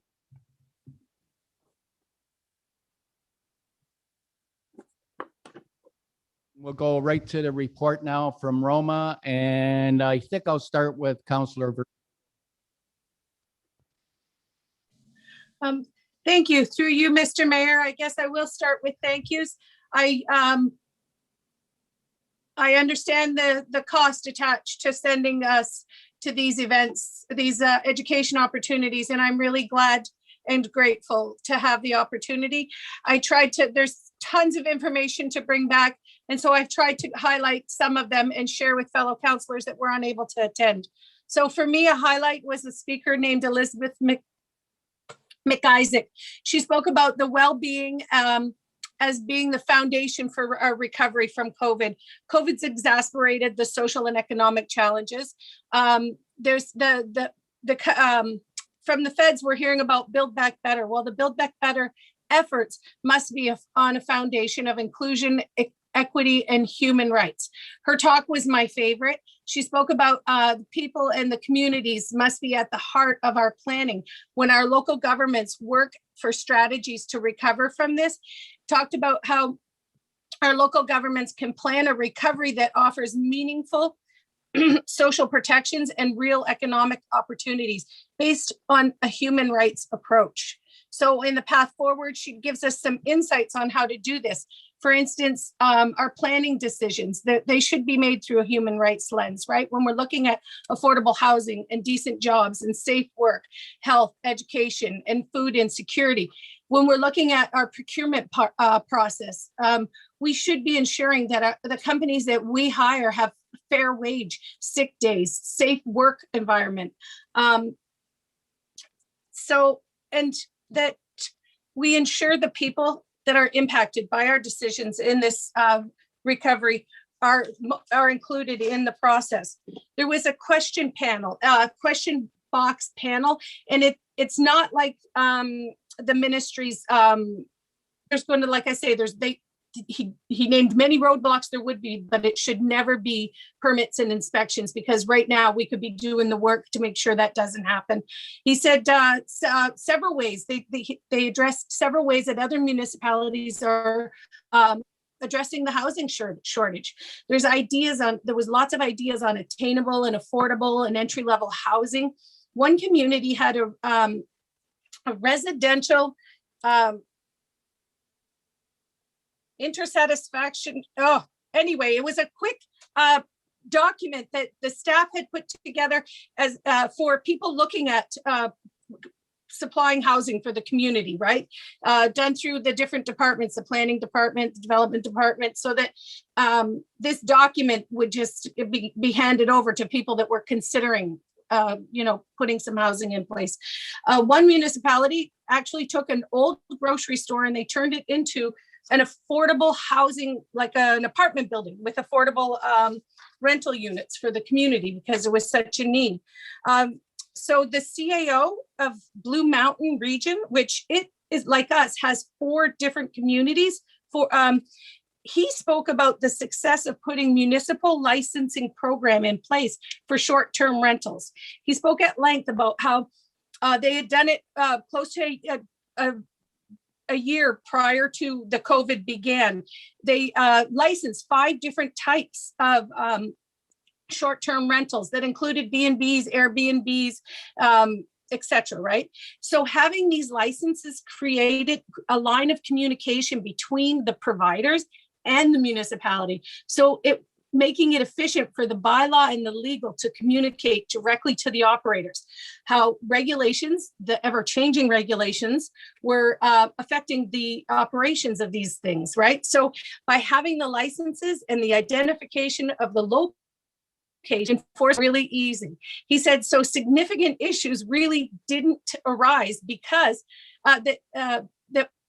because the operators knew that the municipality and the bylaw officers knew exactly where they were. The office these ever-changing regulations throughout. So he just affirmed that the municipal licensing proved beyond its worth during COVID. Although it was a little struggle to get there, and it turned out there was a number of municipalities, including Toronto, that have also adopted this licensing of short-term rentals. So it's not like we're going to be reinventing the wheel when we get to this, addressing that. So virtual meetings were a hot topic in many of the sessions. They found it was really important and thought that perhaps because we're getting more people that can actually attend the virtual meetings, to maybe do them, not all the time, but some communities are looking at maybe doing one a month, virtual like this, so that more of the community, especially in rural communities, right? And we're not like some of the communities in the north, though. Virtual effective communication was a key. And I heard it come up many times, saying like Facebook is a blood sport. It's not the best tool is one of the common things. I'm not saying it's not always good, but it can be a blood sport for sure. Bang on the Table is an app that a number of municipalities are using. And there was several people that had said using different apps similar to it in their communities. And it gives our residents an ability to communicate with us and staff without having to try and get in on a committee meeting or a council meeting. It's an app. So at some point, I'm going to ask our administration if they can just look into how much this would cost us, because the council adopted this bang the table and other apps like that had said nothing but positive things about it. It allows, it could almost be like our report a problem. I love that, you know, something like that, but for the community to report to council, you know. Anyway, the meetings with the ministers and the minister's staff, I'll leave that for our deputy mayor and our CAO, because they led the way in most of those meetings. They were really good meetings, but they were what they were, right? We just hope they hear us and they remember us. My meeting with the Solicitor General went really well. I had her and her staffs here for a few minutes to talk about policing concerns here in Essex. I talked about the implementation of the new Police Service Act and when we will start seeing the changes in makeup of our police service boards, because we will be having one board for all of our 5 detachments down here and our 6 services. So the key message that I found was just resonating was that wellness, well-being has to be the foundation for recovery. Also, out of the Solicitor General's meeting, there was no one in that room that was surprised. Our community, when I brought up the fact that our mental health calls were rising and that we were experiencing a lot of mental health issues and concerns in our community, it's across the province. We are by far not alone, but I was assured that there's an announcement coming that and government and mental sometime in the near future. No clarity, just that. So there was also an abundance of promises made by this government, like all the other promises they've made in the past. And let's just wait and see. But there were some pretty good ones. And I missed the ability to network. I really did. I like networking with other elected people from neighboring communities, but I did not miss the travel or the expense at all. And I will be attending more Zoom conferences as they become available. So anybody has any more questions? I learned a lot more. There was a lot more take home from this. If there's any of those topics that I have tons of notes if anybody wants to hear more, but thank you for your time. And thank you for letting me go. Thank you, Councillor. Deputy Mayor Malash, go ahead. Thank you, through your worship, and thank you, Kim, for presenting like that. Kim gave us a lot of detail that I have in my notes here too. I have 15 pages, but I'll summarize it a little bit better. So this was an awesome conference, but again, I missed I miss the interactions too with people. There's a lot to learn when you're talking with people about issues that are going on in your own communities. There's a lot of problem solving that goes on. But again, as Kim suggested, there were a lot of interesting speakers throughout the week and throughout the whole conference. Our opening keynote speaker was Chantal Hebert, who gave us some insights that what's going to happen after COVID. And if you know who if you don't know who Chantal Hebert is, she's quite often a CBC guest speaker for panelist conversations on government actions and what's happening primarily with the federal government mostly.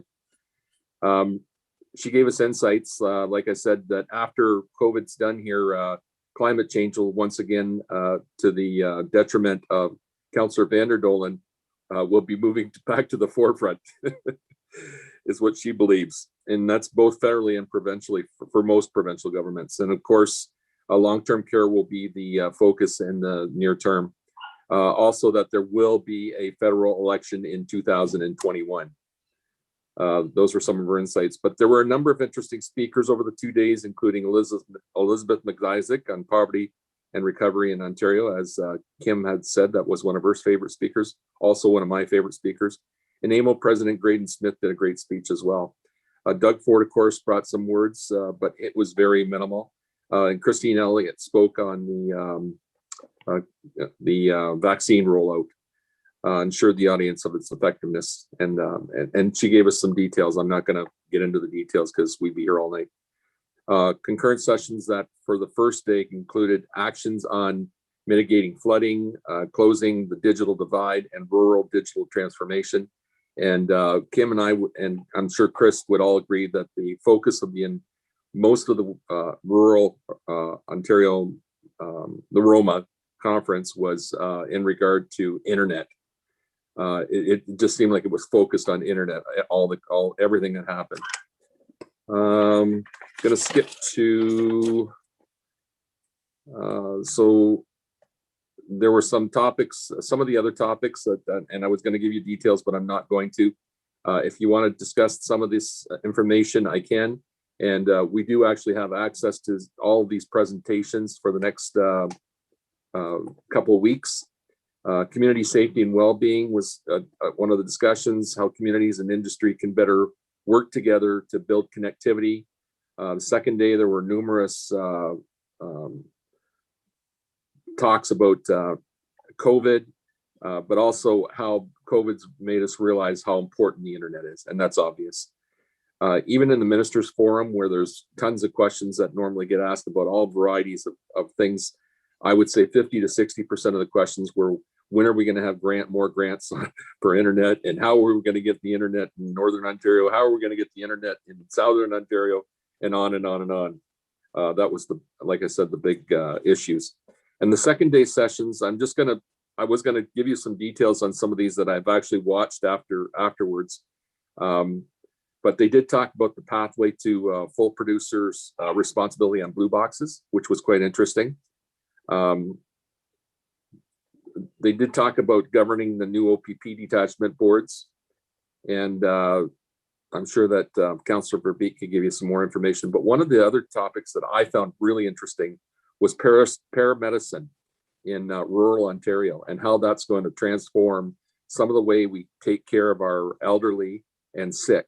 Will be less reliant on hospitals, less reliant on those patients who are using ambulance services right now that shouldn't be using ambulance services, and taking care of our seniors so they can stay longer in their own homes with paramedicine. And then the other one that I found very interesting, and this is something that's going to be more important as we move forward, is the innovative care model for our seniors in rural communities. We did meet with a number of ministers, and of course, in every instance, it was, how much money can we get from you for these, to cover these kind of expenses that the town of Essex would like to move forward on. We spoke with, and Kim mentioned some of these already, but we spoke with the Minister of Municipal Affairs and Housing, Honorable Steve Clark, on affordable housing, because that's an issue that we near and dear to our hearts. We spoke with the Minister of Heritage, Sports and Tourism and Culture Industries, Honorable Lisa McLeod, trying to get grants for sports fields. And, our property there at the Highway number 3 North Malden, for additional trails and bikes and lanes, and talk to her about accessibility issues too, and the cost to make sure that those are covered. Ministry of Infrastructure, we talked to Honorable Laurie Scott. Extension of sanitary sewers lines along County Road 50, which is very important, going east, so that we can have better development in those areas. And we also talked about water lines in areas that are still unwell, because we do have a couple of areas in our community that are still unwell, and looping water lines.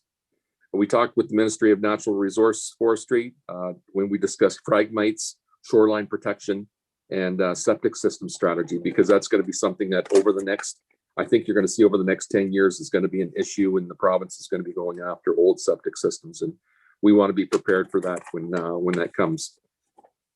So that's just quick in a nutshell. It's been a long night already, so I'm going to quit at this point, and thank you for listening to what I had to say. I enjoyed it tremendously. Just one quick question, Deputy Mayor. You hit a subject there that I get a lot of questions.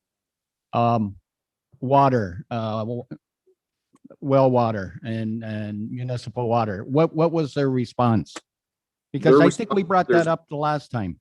Yeah, the response is, well, maybe there'll be grants in the future, but there's none right now. Well, that's the same response we got last year. Okay, yeah, thank you. But we got to keep pushing, because the more they hear it, the more likely that's what they'll come back with money for those type of projects. Yeah. Thank you both for attending, and thanks for the feedback. Any other questions from council? Councillor Bondi, go ahead. Thank you, Mr. Mayor. I just want to thank Councillor Verbeek and our Deputy Mayor, Mr. Malash, for going. Like, that is really valuable relationships you're building and good connections, and plant those seeds. Keep planting those seeds for us and advocating for us. And I really hope that when council members do go, they do submit a per diem, because you have that probably took a week of your life, and then you have to make reports. So, it's value. Your time is value, and I appreciate it. And not all of us can always go. So those that do go, great job reporting, and make sure that you, I would, if I were you anyways. So I just want to thank you. You, Councillor. Okay. Thank you, Mr. Mayor. Last item is bylaws for third and final reading. 1986 being a bylaw to confirm the proceedings from the February 1st regular council meeting. Need a mover, please? Councillor Bowman and Councillor Guerin. All in favor? Carried. Who's that little one you got there, Councillor Verbeek? I seen that. That's a little Hey, cutie. I Huh? know. I'm in her bedroom. Oh, that's a little cutie. She's waiting for me to put her in her crib. Little cutie. Oh, all right. Thank you. Go ahead. Bylaw 1991 being a bylaw to amend and bylaw number 224, the bylaw to regulate parking, and this in relation to parking zones on Center and Wilson for 3 readings this evening. Mover on this one, Deputy Mayor Malash and Councillor Bjorkman. Any questions? All in favor? Carried. Thank you. Bylaw 1990, also for 3 readings, being a bylaw to adopt the 2021 operating and capital budget. Mover, please, Councillor Guerin and Councillor Van Dolen. All in favor? It's carried. And bylaw 1989, being a bylaw to confirm the proceedings of this February 16th regular council meeting. Need a mover, please, on this one? Councillor Bowman and Councillor Verbeek. All in favor?